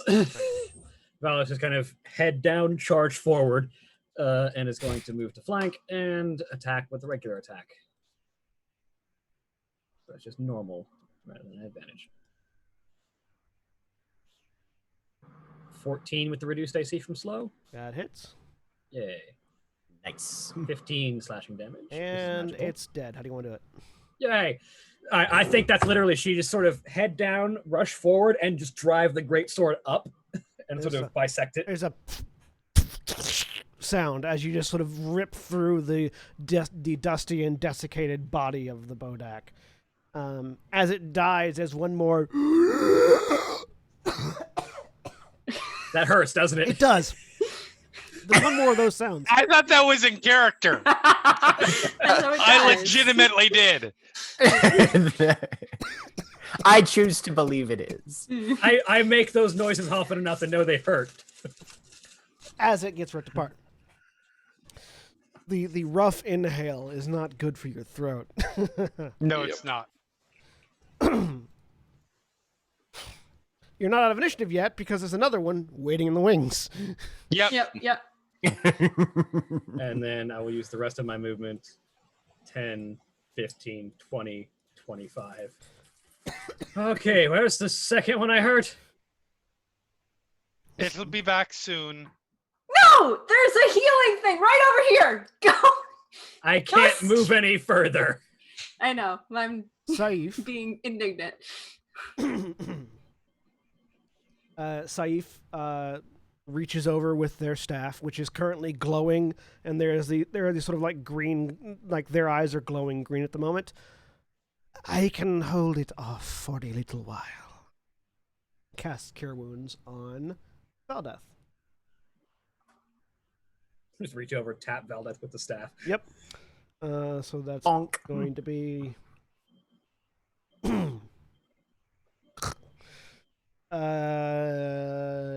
19 health back. Okay. Oh, he's pretty good at that. I am just above half now. And Saif is going to continue concentrating on the banishment. So that's one turn down. Ithram. I dropped concentration on slow because why would I still have it? You're like, And Slow that corpse as it falls to the ground. Yep. Yeah, it was super slow mo bisection. There's still a cinematic falling. spray. There's still a cinematic spray of blood in the air as the two halves are still falling. No, he is just going to It's getting turn very and Tarantino in here. hold his action to cast Gravity Sinkhole right about here on the ceiling. Well, I mean, it doesn't Whenever really matter. whenever the when it boat pops comes back. Yeah, when it pops back up. Okay. I'll turn to Saif and say, I have a spell ready whenever you are. Gent.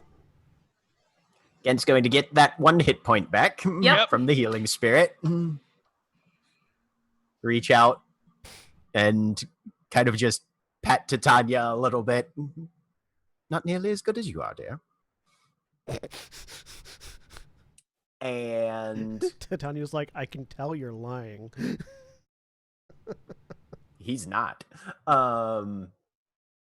He absolutely believes that. Even if he's wrong. He might be wrong, but as far as he's concerned, he's telling the truth. And is going to take up a position over in this corner for whenever the thing comes back, since apparently the thing is going to come back. All right. Carolina. I'm gonna move over. I'm gonna pick up the torch again. Go back to my javelin. Sorry, I did make this a little bit harder since I had moved in the space to block any running druids towards the Bodak. You can. I can move go past through my ally. ally. The question is Yeah. if she will let me. Yeah, I will let you. I would not have let it go the other direction. Wow. Ariel's a one-way door at this point. Even if Ariel wouldn't, Saif would. So it's like... Okay. Saif's not getting paid to manage us. Oh, I guess going past Saif would have made this easier.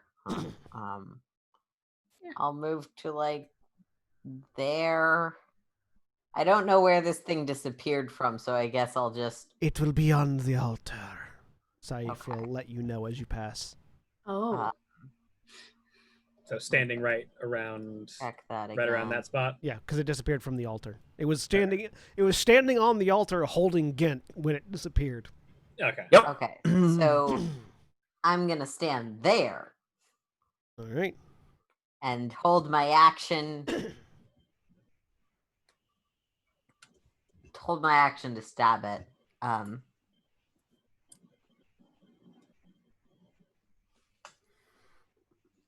All right. See, now I want Titania to have like shape Earth or something so that we can just make a huge fucking hole underneath wherever it's coming back. Don't have that. Titania's but turn. Just Pocket drop trash. it right down and then pile the dirt on top. Right?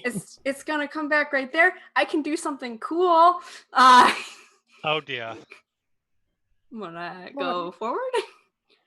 5, 10. Just does a backflip. Right. I guess yeah, on the edge there or back here next to Carolina. You are standing where its feet will be. Oh, okay. I go a little bit this way. You are standing where its other foot will be. Come up It's there. occupying those 4 spaces. Okay. All right. Okay. It's a large creature. Yeah.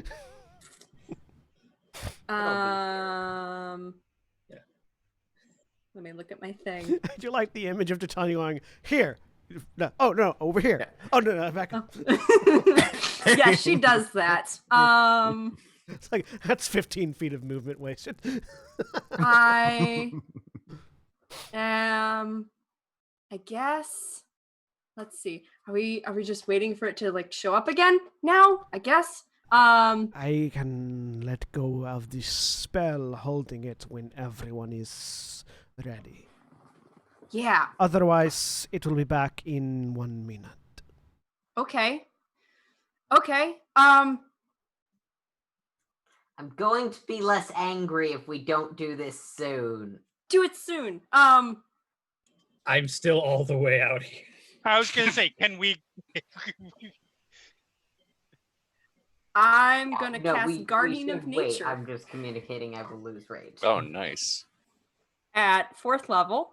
Oh. I'm going with the Primal Beast one. So Titania sprouts a lot of fur suddenly. The Healing Spirit pops out of existence. So, bestial fur covers your body, your facial features become more feral, and you gain the following benefits. Your walking speed increases by 10 feet, you gain dark vision with a range of 120 feet, you make strength-based attack rolls with advantage, out. and your melee weapon attacks deal an extra 1d6 force damage on a hit. The Scythes. And that's my bonus action, so action So to Tanya attack. looks distinctly more werewolfy now. Yes. All right. Still mushroomy. And you're holding an attack. Yes. Ariel. I will. 5, 10, 15, 20, 25, 30. Courts. Thank you for not letting me get close enough to heal you. Sorry. Valdeth instead.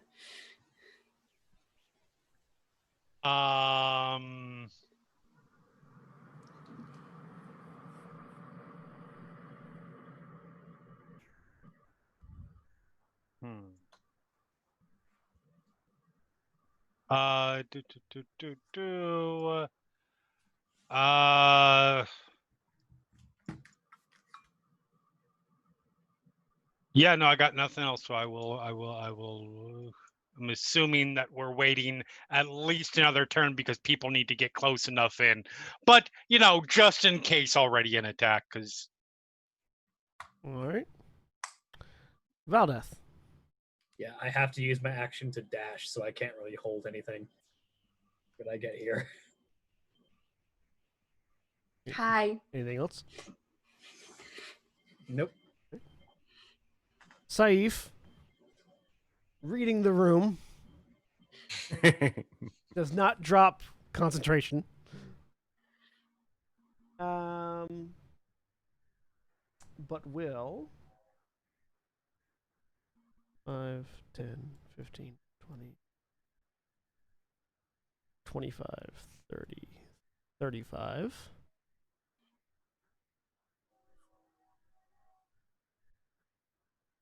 Heal Gent for 21. Woo. Nice. 40. Bone claw. Can I make a proposal? Mm-hmm. Instead of going through the entire round, just let everybody put everybody where they're going to be. Yep. So this is up to you, John. Mm-hmm. Can I bonus action rage as we prepare to get the thing in and then holding my attack, or? Yeah, you can Okay. like if you bonus action because your rage is going to fail at the end of this turn. But if you bonus action to rage again, it'll go again until the end of your next turn, so you can hold your action to hit, and it'll be fine. No, I'm just saying that on the round in which we initiate, I am raging. Okay. Yeah, because he's going to drop it this round. Okay. So I guess I need to mark that down and see what I explode. Oh, yay, this one again. Yeah, so cactuses begin to grow all around. Yay, cacti! Ooh. Everyone else, what you doing before Saif drops it? Holding. Holding Maleficence. Okay. Holding attacks. I will have to change the spell that I'm holding because now everybody's we're all grouping grouped around up it. it. Yeah. That's fair. Let's see.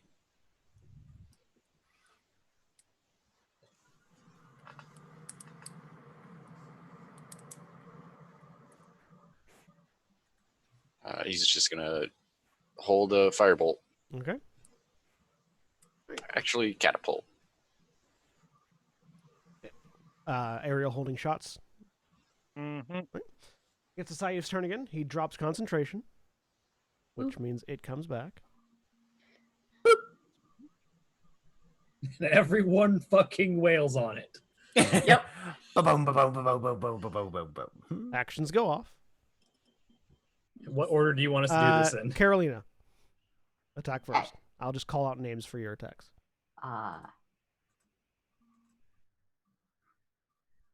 When you're holding an action, you can only attack once. No, you get your full attack action. Yeah, with you get your full full attack action. So that's a 21 for 15 slashing damage and a 16, which if Both it hit. hits for Yep, 7. both hit. But I don't have a bonus action with which to shoot it. Ariel. A second reaction, but yeah. Bang, bang.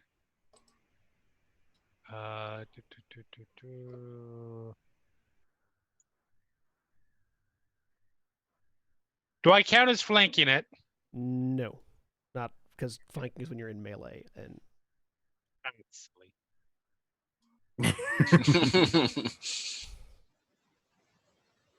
17 hits. 17 hits.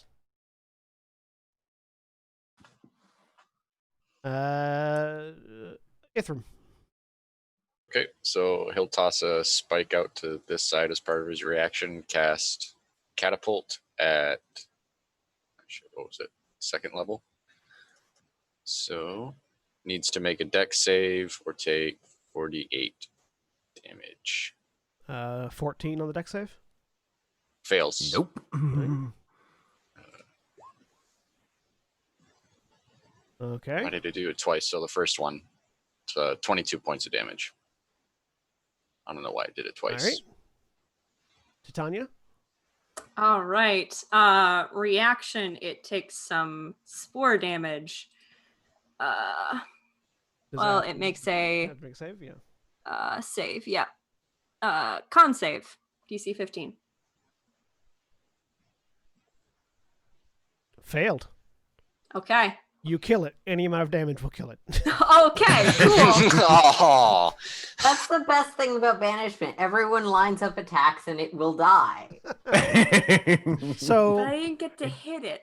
just It falls under a a barrage. plethora of mushroom spores pop up after it takes a couple of slashes and a couple of shots, and it falls dead for now.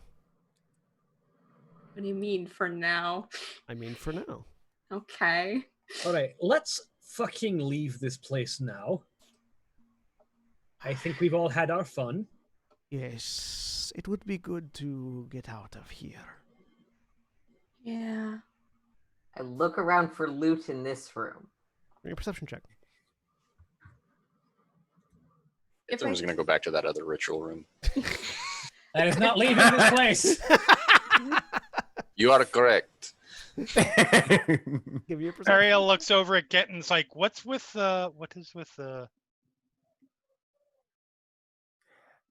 I a ghost. don't know, but Give you a medicine check, Carolina. Or sorry, not Carolina. Ariel. I don't Ariel. know. Okay. The cameras were all fucked up, so I said the wrong name. Because Nope. cameras are all fucked up. Yep. Okay. Valda turns around and actually gets a good look at Gent for the first time. Ooh, You can give me a medicine check too. sure, why not? 5. I know less than Ariel does. Is this how all of you are going to react to me in about 10 years?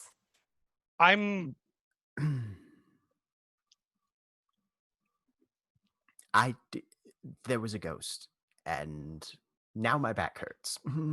So let me Can see I if make a medicine or arcana? Aaron, hang on. Jeremy, go. let me see if I understand this correctly. You fell down a hole. We went in. We had to fight things that made you rot. And you fought things that made you a little bit sexier. Wonderful.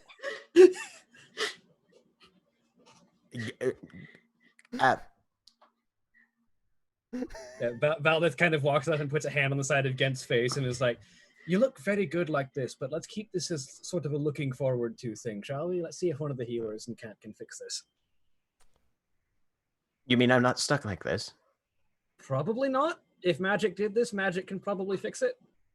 Carolina, you can make a medicine check. Also, in your investigation of this room, you do find a robed skeleton that has a pouch, in which you find there are a pair of bracers on the skeleton that are in remarkably good condition, and in the pouch there is a wand.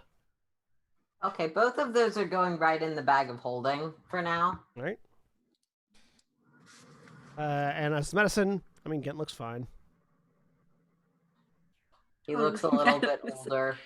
Not even a little bit older. He just has one gray hair, as far as you can tell. Okay.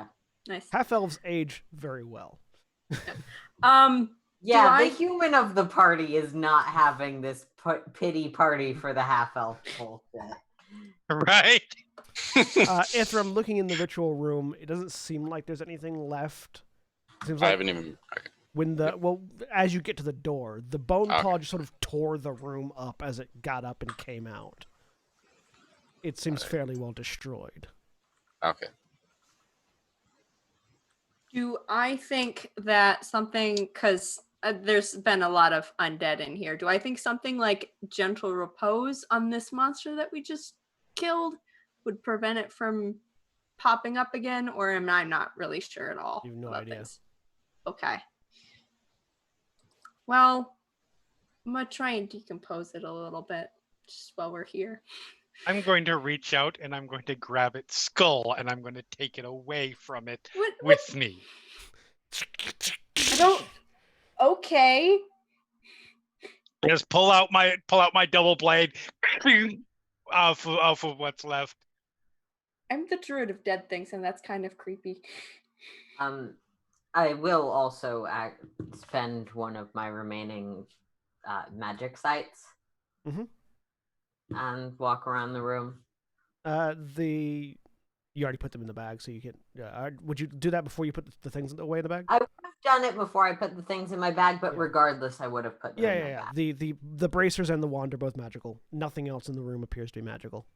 Okay. It doesn't appear that corpse that they're worried about potentially coming back because of how you said it died. No, it doesn't. It doesn't seem like it's going to pop back up where it's at. No. I don't see any magical energy to it. What is creepy about this? I don't know. You just cut off the thing's skull. What are you gonna do with that? Put it on a pike and carry it into battle? No, I'm going to wait until we get out of this blasphemed, desecrated temple where somebody a group of people sacrificed themselves to a corrupted angel. Oh, okay. And I'm going to football punt it as far away from the hole as I can. With the hopes that might somehow prevent some kind of it rising again. But that was somebody's body. Yes, and now it's and now it's dead organic matter. That person's body's already been defiled, Valdez says, pointing at the extremely elongated limbs with 3-fingered hands that are basically spears now. Okay. Ithra, make a perception. I know you're a druid of dead things, but there's a difference between dead and undead. Perception. That's supposed to be... Yeah, so 8 is correct. As you're walking, it's easy because Caroline has already disturbed the remains that were hiding it. There is a book that looks like it might be a spell book underneath that skeleton that Carolina took the bracers off of. He gives out an audible ooh, and goes over and picks it up and starts reading. Looks over before he opens it. He's gonna look over to see if there's any writing on it. Well, it's bound in what seems to be human skin. Well then. Details. Identify. I was going to say. So what you're saying is good spell book, right? Does identify tell you what spells are in it? I think No, spells it just are on it. yeah. Spells on it. let me. It is a what's it called? What are the common magical item? It's the spellbooks that never get destroyed or anything like that. Oh, yeah. yeah. Mhm. The preserving Or spellbook, whatever the hell enduring it's called. spellbook or whatever. And It's yeah, called. Yeah, enduring. Yeah, it's an enduring spellbook. Okay. So I didn't know if I will tell you that. Here's the difference between a dead thing and an undead. It's very simple. There's a little mnemonic device you can use. Undead is unacceptable. Can That we said, have shall this we go? conversation about the morals of various schools of magic later? Yes, let's go. yeah. Let's get out of here again, she says loudly so that Ithram can hear it. The one person she never thought she would have to tell to leave something cautiously. He's back up there. He's just now palming over a book that he found. The group of you, post haste, removed Yes. yourselves from the vicinity. Yep. I know you said post haste, but I love the idea that there's a few other rooms where one person gets distracted and it's like, oh, I want to see. Oh, I wonder if there's magic. But you get back out. The caravan is waiting. It seems like mostly there are a few sandworm bodies that weren't there before that they have culled while you were down in the ruins. Kenna doesn't seem to be taking it very well, as she is curled up in the shade of her armadillo with like a couple of different umbrellas keeping her in the shade. Ooh.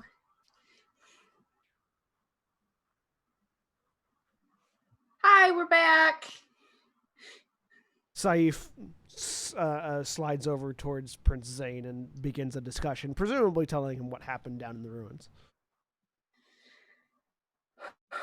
We are 3 armadillos short. Oh, yeah, we didn't find them. Probably better that way. Dima comes over. Well, we don't really have the time or the resources to replace them. Can you guys double up with others? Should be no problem. Yeah, Yes. I think No, that's fine. I could maybe. Do we have a healer with access to restorative magics that can fix our friend who's been aged magically? Mildly inconvenienced.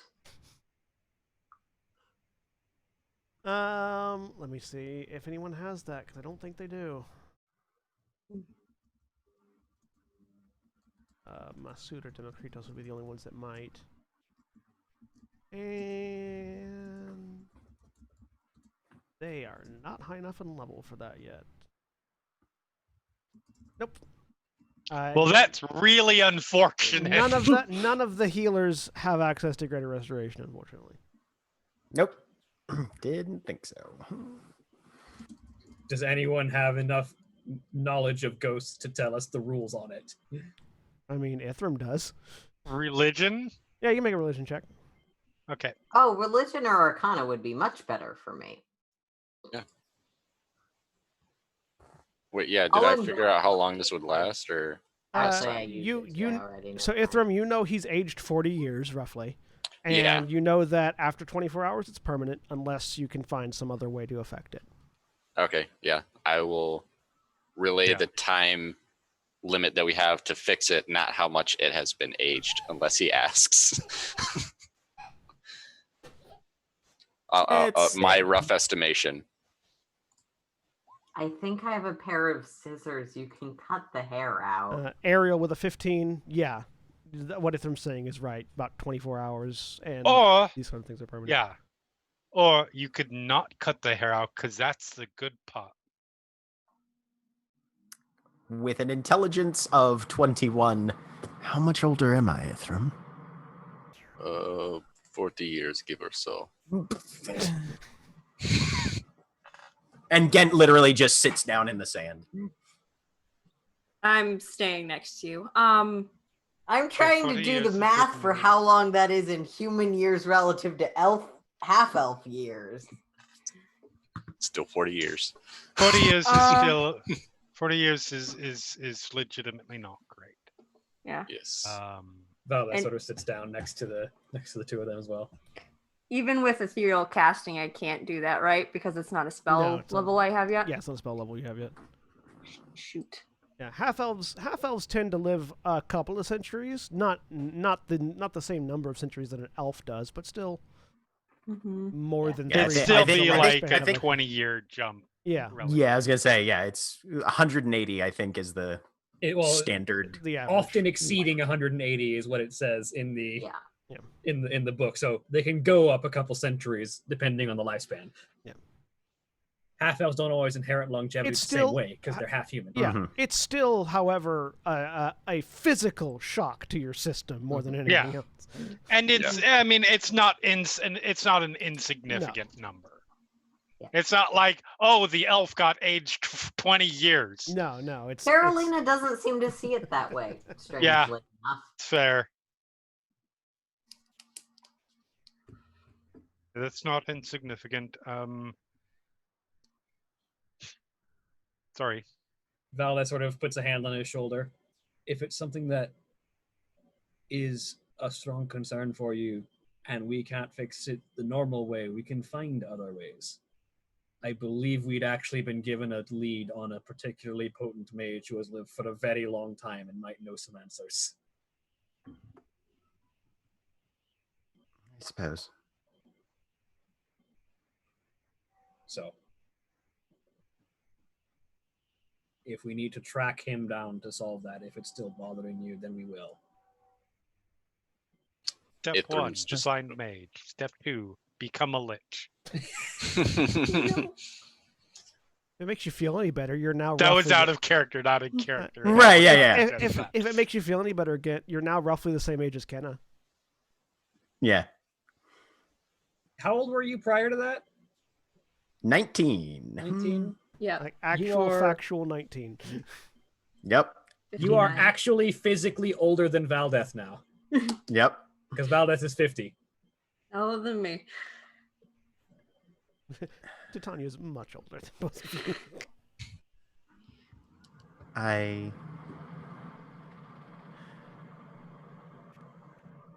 I know I was never going to live as long as either of you.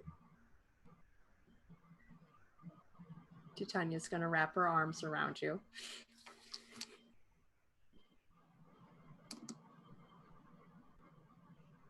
But I would have liked those 4 decades with you. But we You're don't not. know. You're you not might- dead yet. Yes. Buck up, gun mage. You're fine. We'll look at it this way. In our line of work, we're not gonna make it to anywhere near our maximum age anyways. That's very fair. And he kind of blinks a bit and shakes his head. Besides, we've got to get another few months of travel underway. If I die old in a bed, there's something wrong. I should be dying on a battlefield with weapon in hand. That's fair. I want to die old in bed. That's also fair.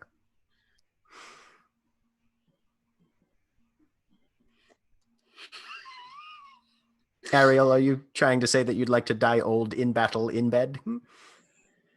Esmeen in the back of your head goes, yes. That's not bad.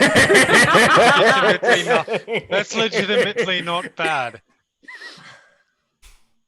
Oh, don't get me wrong. Yes, that is certainly what I was thinking. Old in battle is definitely good, but excitingly, not in my sleep. I just want to live the next 5 minutes, Kenna says, complaining. Yeah, you don't. She's Are at, you all right? she's at Look 4 levels great. of exhaustion. Holy shit.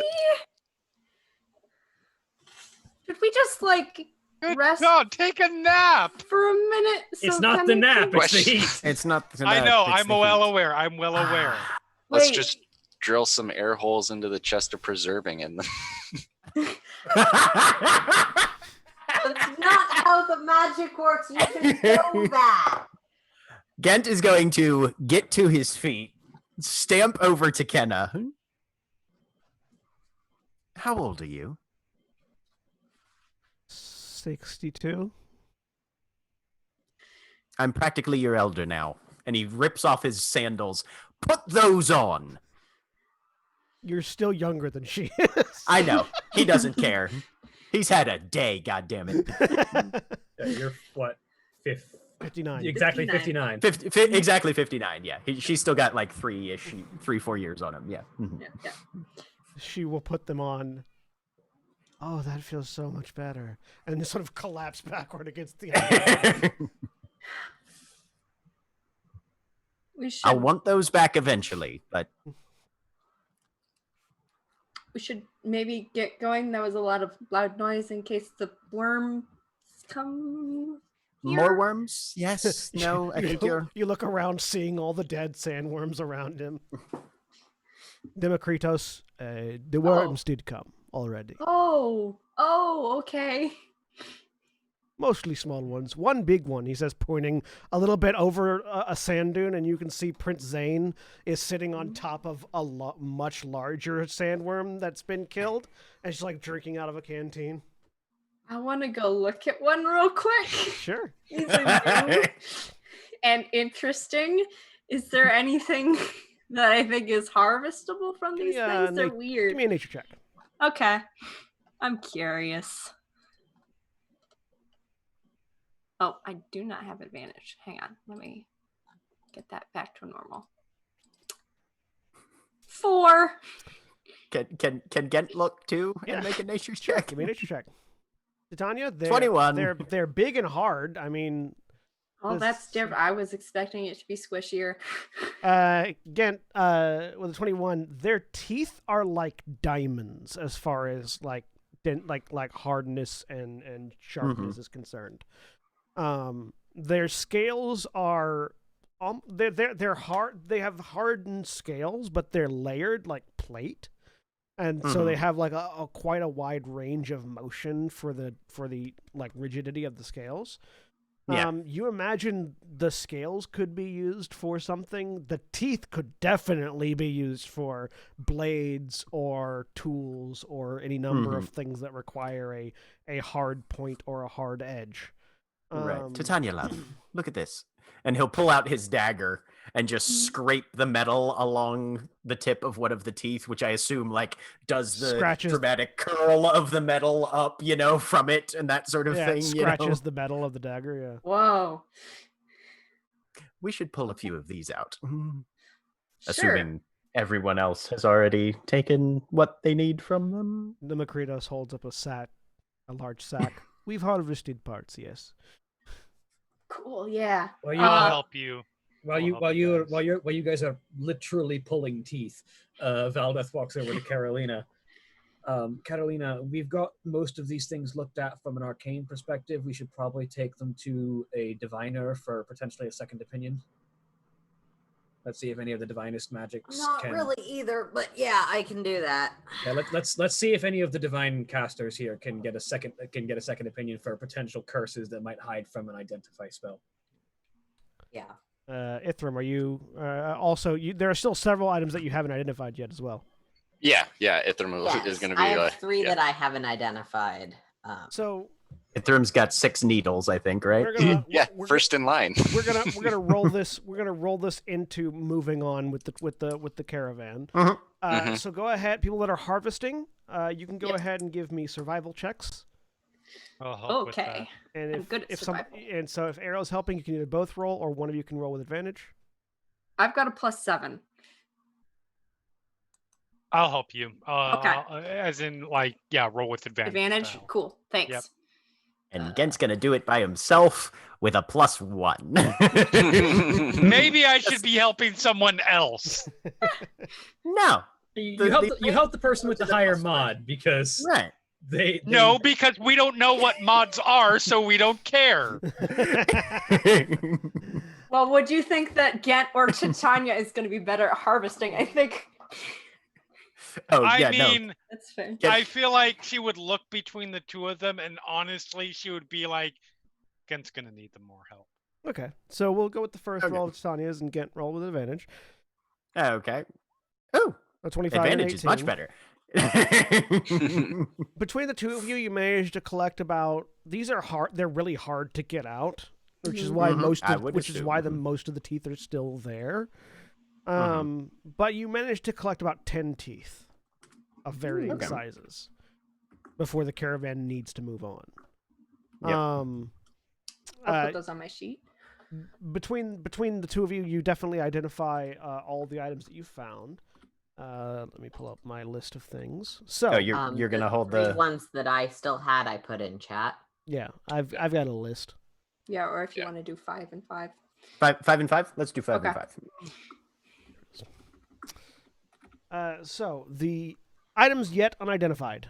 The walking cane, you identify as a variable cane, which I will now add to everyone's inventory so they can take a look at it. All players. The variable cane. This weapon is an exquisitely crafted cane with a blade hidden inside. The cane can be unsheathed and used as a short sword without attuning to it, or used as a bludgeoning weapon while sheathed. While attuned, you receive a +1 bonus to all attack and damage rolls made with this weapon. As a bonus action, you can transform this weapon into many different forms, all of which maintain the finesse property. The list of weapon formations it can transform into include a longsword, a spear, a pike, a glaive, 2 short swords, 2 daggers, a dagger and a short sword, and a palm pistol.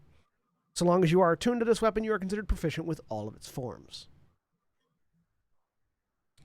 Well, that's handy. The wand is a wand of paralysis, just as it reads in the book, so you can look that up on D&D Beyond. The bracers are illusionist's bracers, which also on D&D Beyond, but I'm going to read those That out sounds because they're fun. interesting. Yes, they are. So illusionist bracers.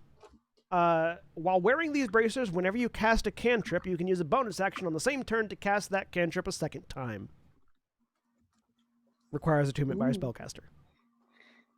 Nice. So, for instance, a wizard could cast 2 firebolts every turn. Dope. Or I could Ooh. cast light twice in a You turn. could. You can Hey! Yeah. Or I could cast infestation twice. I feel like there are certain characters that are going to get more use from that than others among our spellcasters. Yeah. The needles were the only things you hadn't identified from your stuff, Ithram. Correct. All right. So all of these are tattoo needles. Yes, I was right. Yeah. 3 of them are uncommon barrier tattoo needles.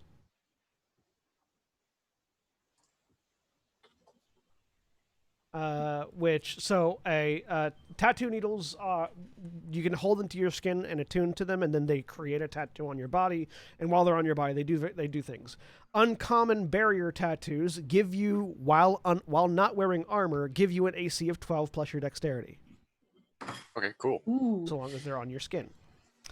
The others are, in order, a Blood Fury tattoo needle. The Blood Fury tattoo. The tattoo evokes fury in its form and colors. While the tattoo is on your skin, you gain the following benefits. Your attack rolls score a critical hit on a 19 or 20. When you score a critical hit against a creature, the target takes an extra 46 necrotic damage, and you gain a number of temporary hit points equal to the necrotic damage dealt. When a creature you see damages you, you can use your reaction to make a melee attack against that creature with advantage on your attack roll. There are 3 fighters that are going to be fighting over. There are 2 fighters and a barbarian going to be fighting over that tattoo. No shit, right? Secondly, there's the Coiling Grasp tattoo. This tattoo has long intertwining designs. While the tattoo is on your skin, as an action, you can cause the tattoo to extrude into inky tendrils, which reach for a creature you can see within 15 feet of you.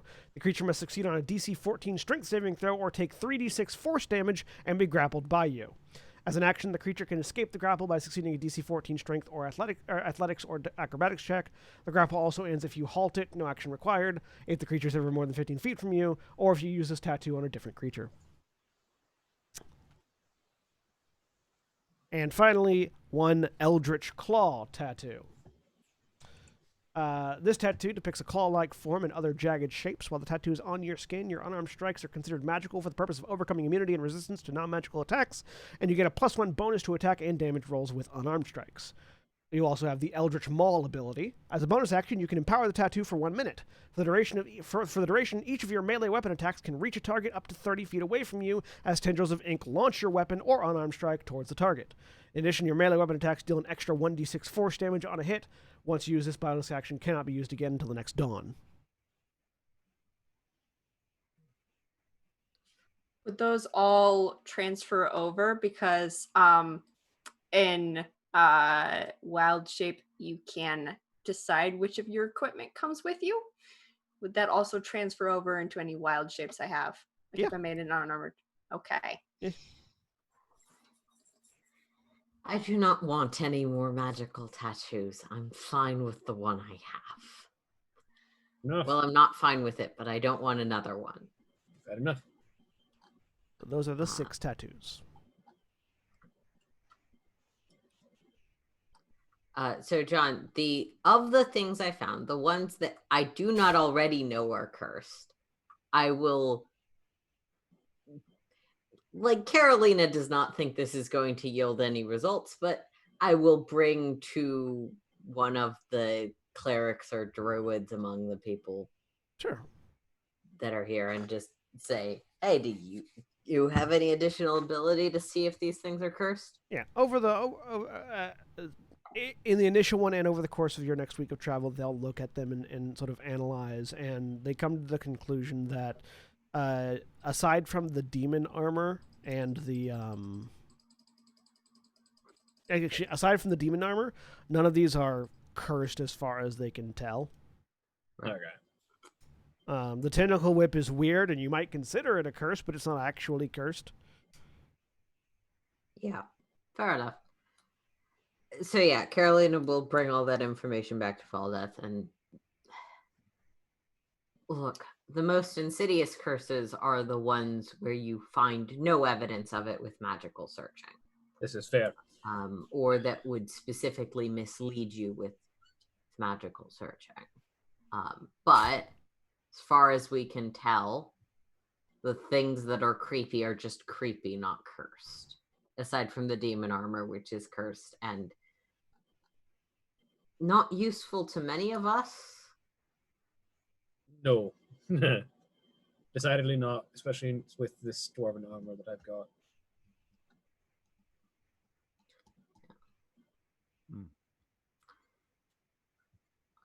Well, all right. Well, time to figure out distribution then.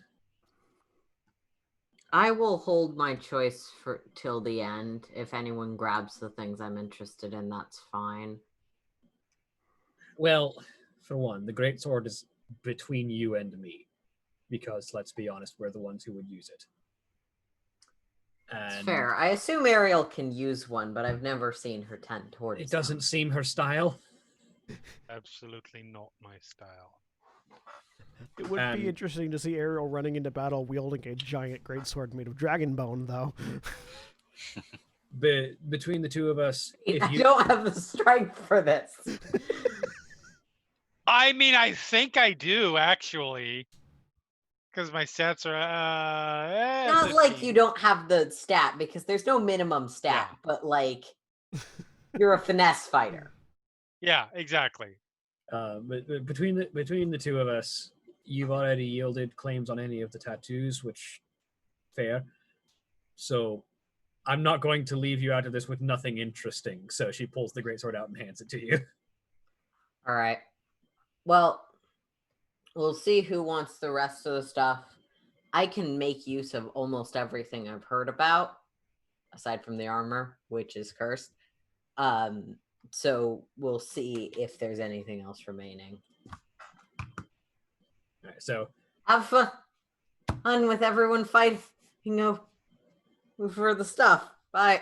Yeah, so Valdeth will sort of confer with Ithrim on everything that they found and draw up a list of the things to bring around and get a check of what everyone wants out of, like, not a you're claiming this, but a I want this list out of all of the items that we found. It would probably be useful if we made that list and put it in chat so people don't have to recall I am everything. giving you a handout called Ruins of Pirano Treasures.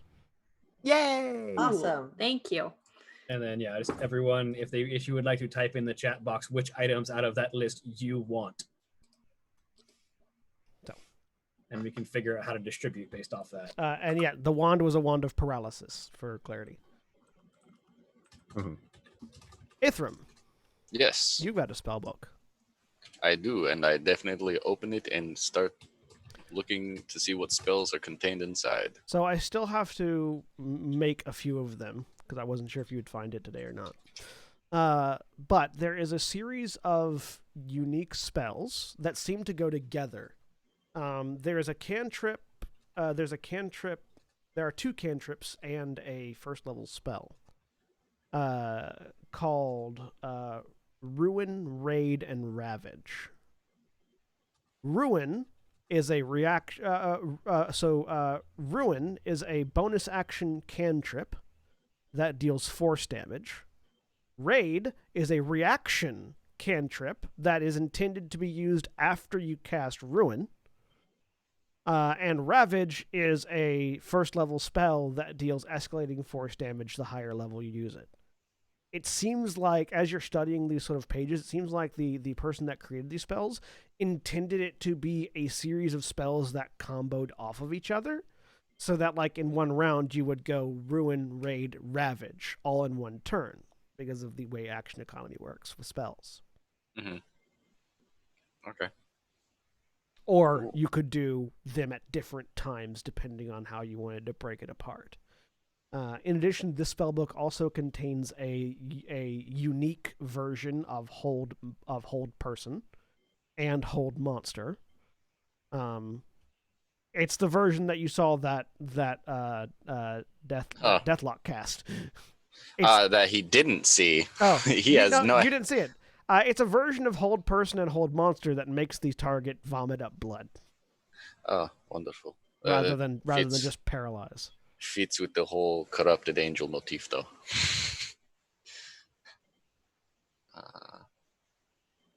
Okay.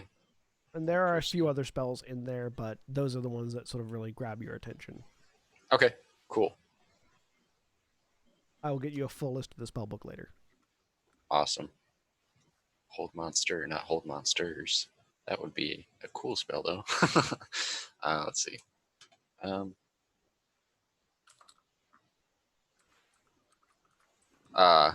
He'll head over to Ghent after reading through it, and so I did just a cursory glance. No real hopes or inklings that this type of magic would be in there, but there's nothing in this that could help at all with But well, I suppose that would have been a bit too convenient. Yes. Thank you for looking, though. There's a spell in here. I don't know if I want to learn. It's the Hold Person, but it makes them vomit blood. I have not seen this in action. I don't know if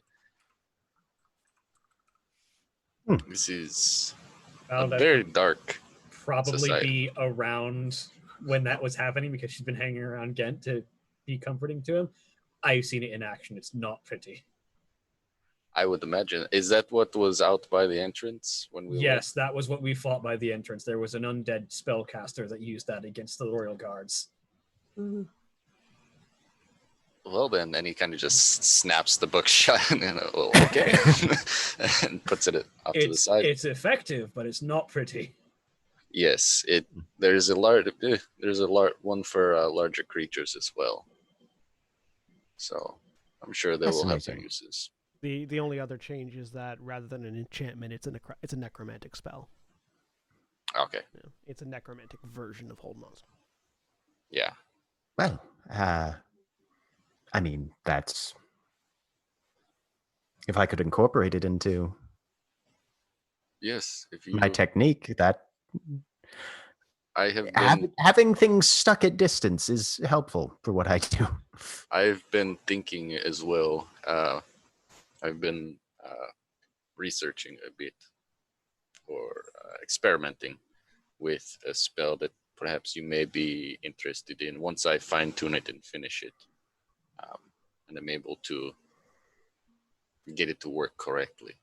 You may be interested in. Perfect. Yes. No, that'd be magnificent. If you need any help, or even just someone to serve as a sounding board. Of course.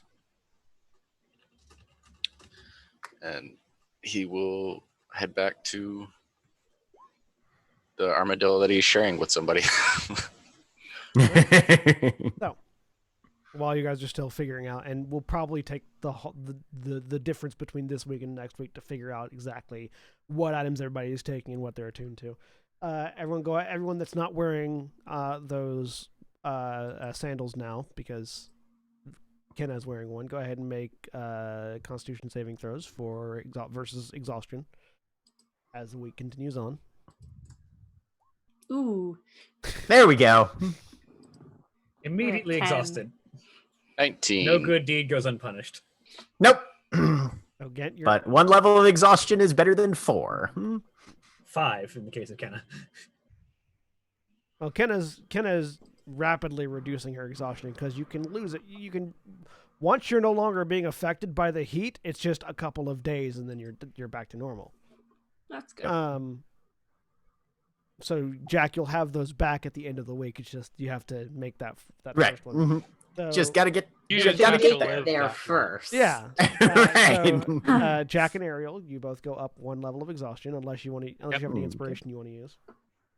Nope, I burned it I already. think I do have one more. Hold on. Let me check the picture. Yep. Well, what the fuck?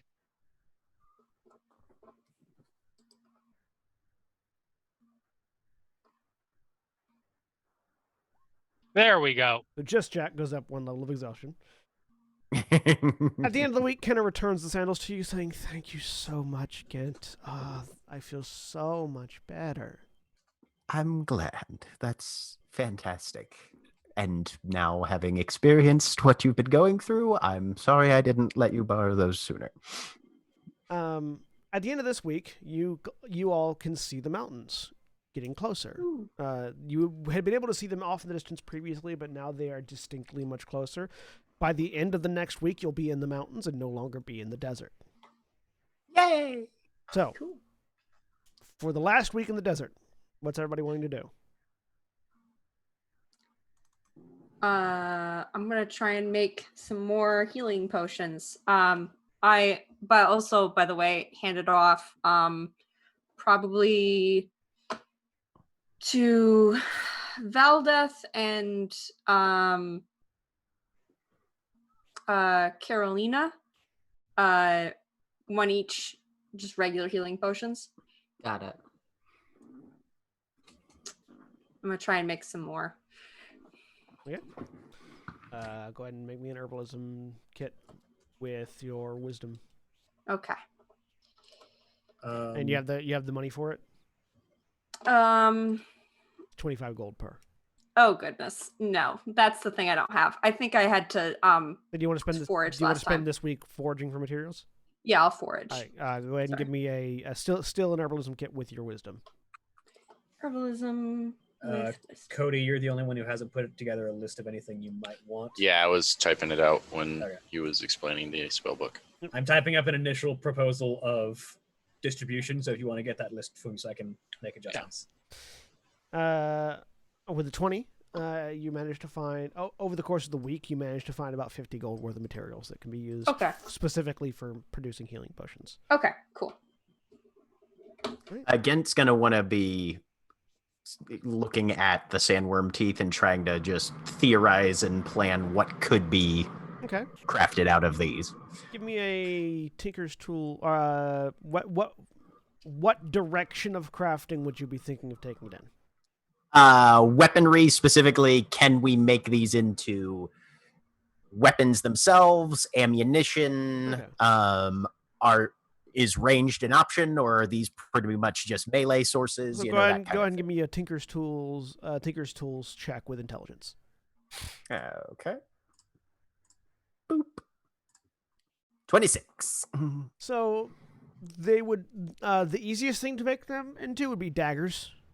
Mm-hmm. They would be they would be particularly strong daggers.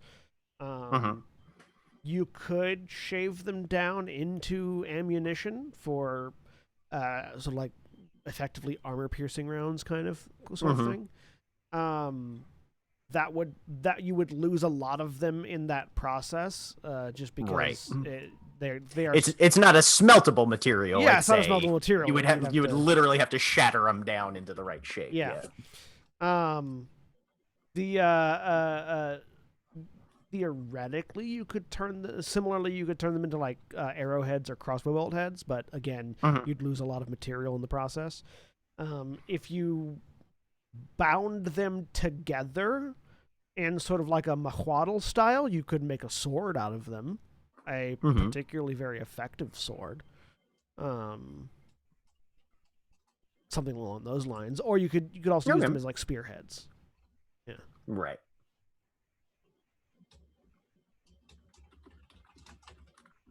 Cool. Anybody else? Cool. Okay. So, the week passes.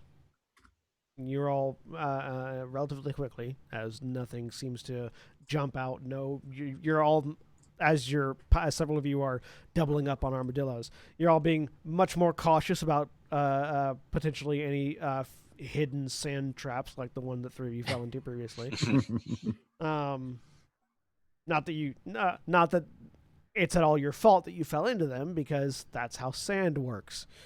But at the end of the week, the sand gives way onto much more rocky earth and ground as you reach the foothills of the mountains that separates this area from the uncharted frontier. As you enter the mountains, the caravan sort of pulls into a cavern system for their rest at the beginning of the next week. And there is a meeting amongst the leaders of Valdeth, Dariush, Kenna, and Prince Zane. All right, so mostly uneventfully, we've managed to cross over the desert. Prince Zane starts off. After we reach the other side of the mountains, we'll be in our lost territory, and thus we'll be in corrupted ground. So, Valdeth, again, anything that you could give us as warning before we go into it? If there's anything new that you've remembered or anything. Do I have anything else that I haven't already told them? No. Okay. So, just to reiterate, and she'll go over the details that she's already provided them. Yeah. I don't have anything else to provide. Okay. So, we'll be letting the armadillos loose on this side of the mountain. They're native to the desert, so they'll be fine. We'll be crossing the mountain on foot. Should take us a couple of days to get to the other side. Make sure that anybody who wants to do hunting or scavenging for food materials or resources does it while we're in the mountains. Once we hit the foothills, we'll be in enemy territory. And then we just search for the source of it, whatever that might be. Theorizing that it's as we discussed previously, it's theorized that we go to the center of the uncharted frontier and we'll find something, but we have to get there first. So, all right. There's nothing else. Let your people know. We'll get heading up the mountain in the morning. Oh, the meeting breaks. And you are able to call together the rest of the Steelhearts.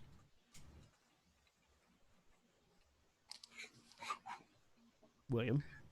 Yep. I'm sorry. I'm finishing up the list.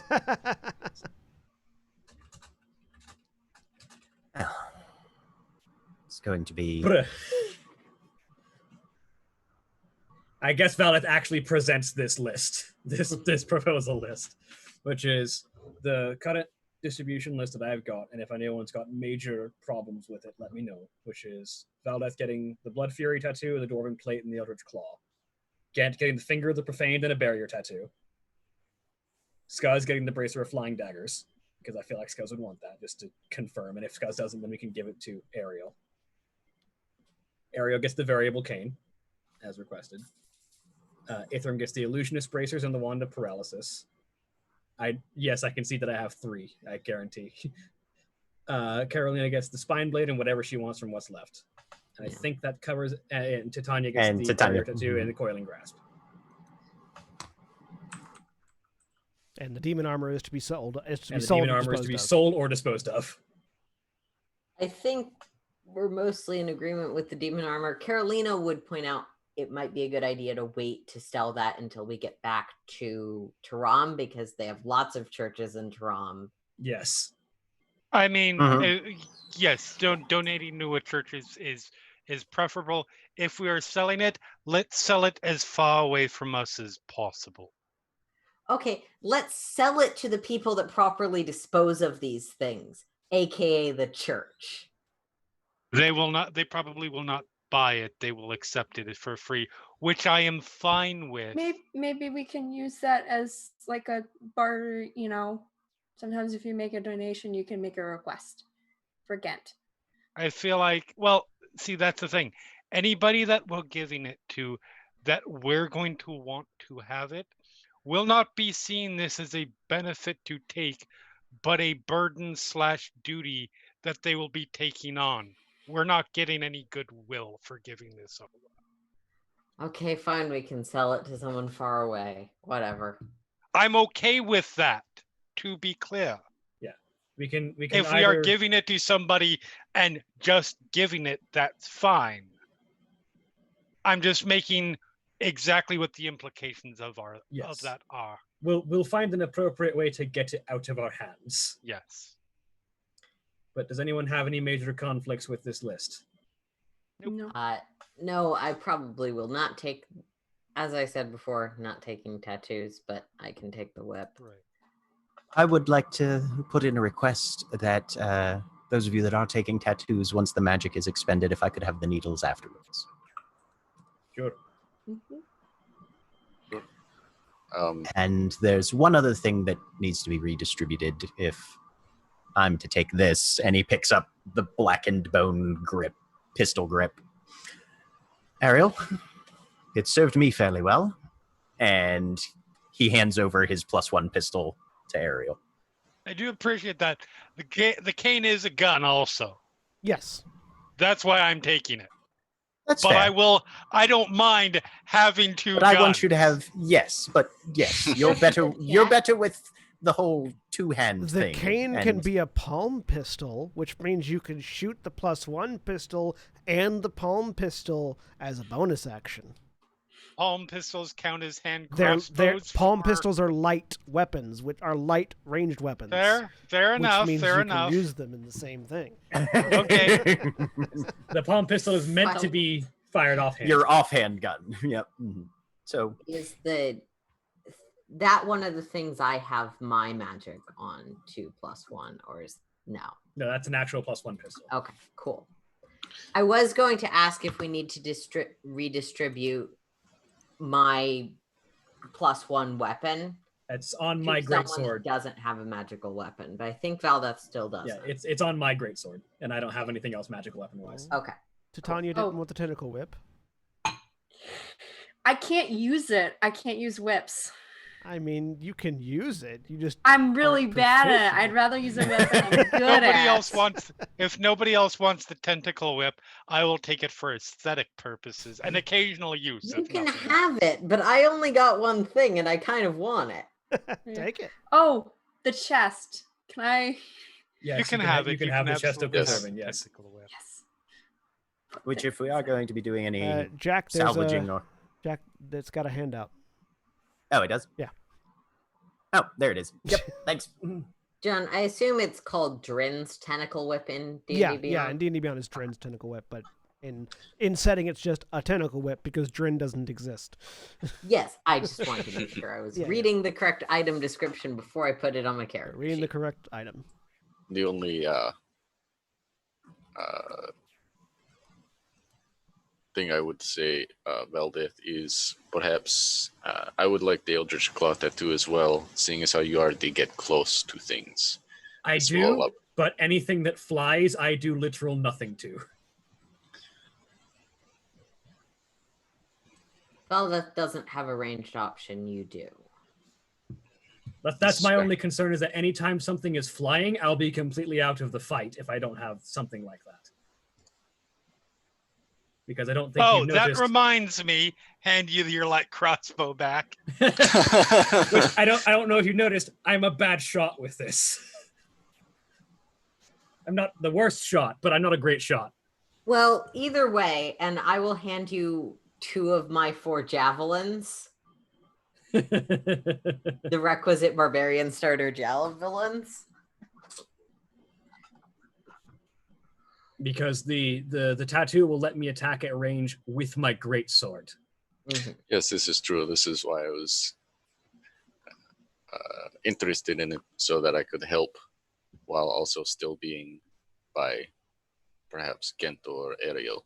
I mean, I think from a tactical perspective, if I give you the illusionist bracers, you can throw more firebolts. Yeah, this is true as well. So, I had a weird question. Ariel, can I have the skull? I want to bury it. Ariel punted it into the desert.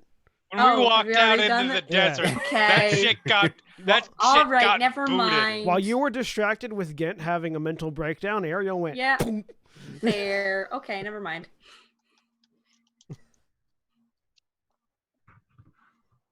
All right. So, then yes.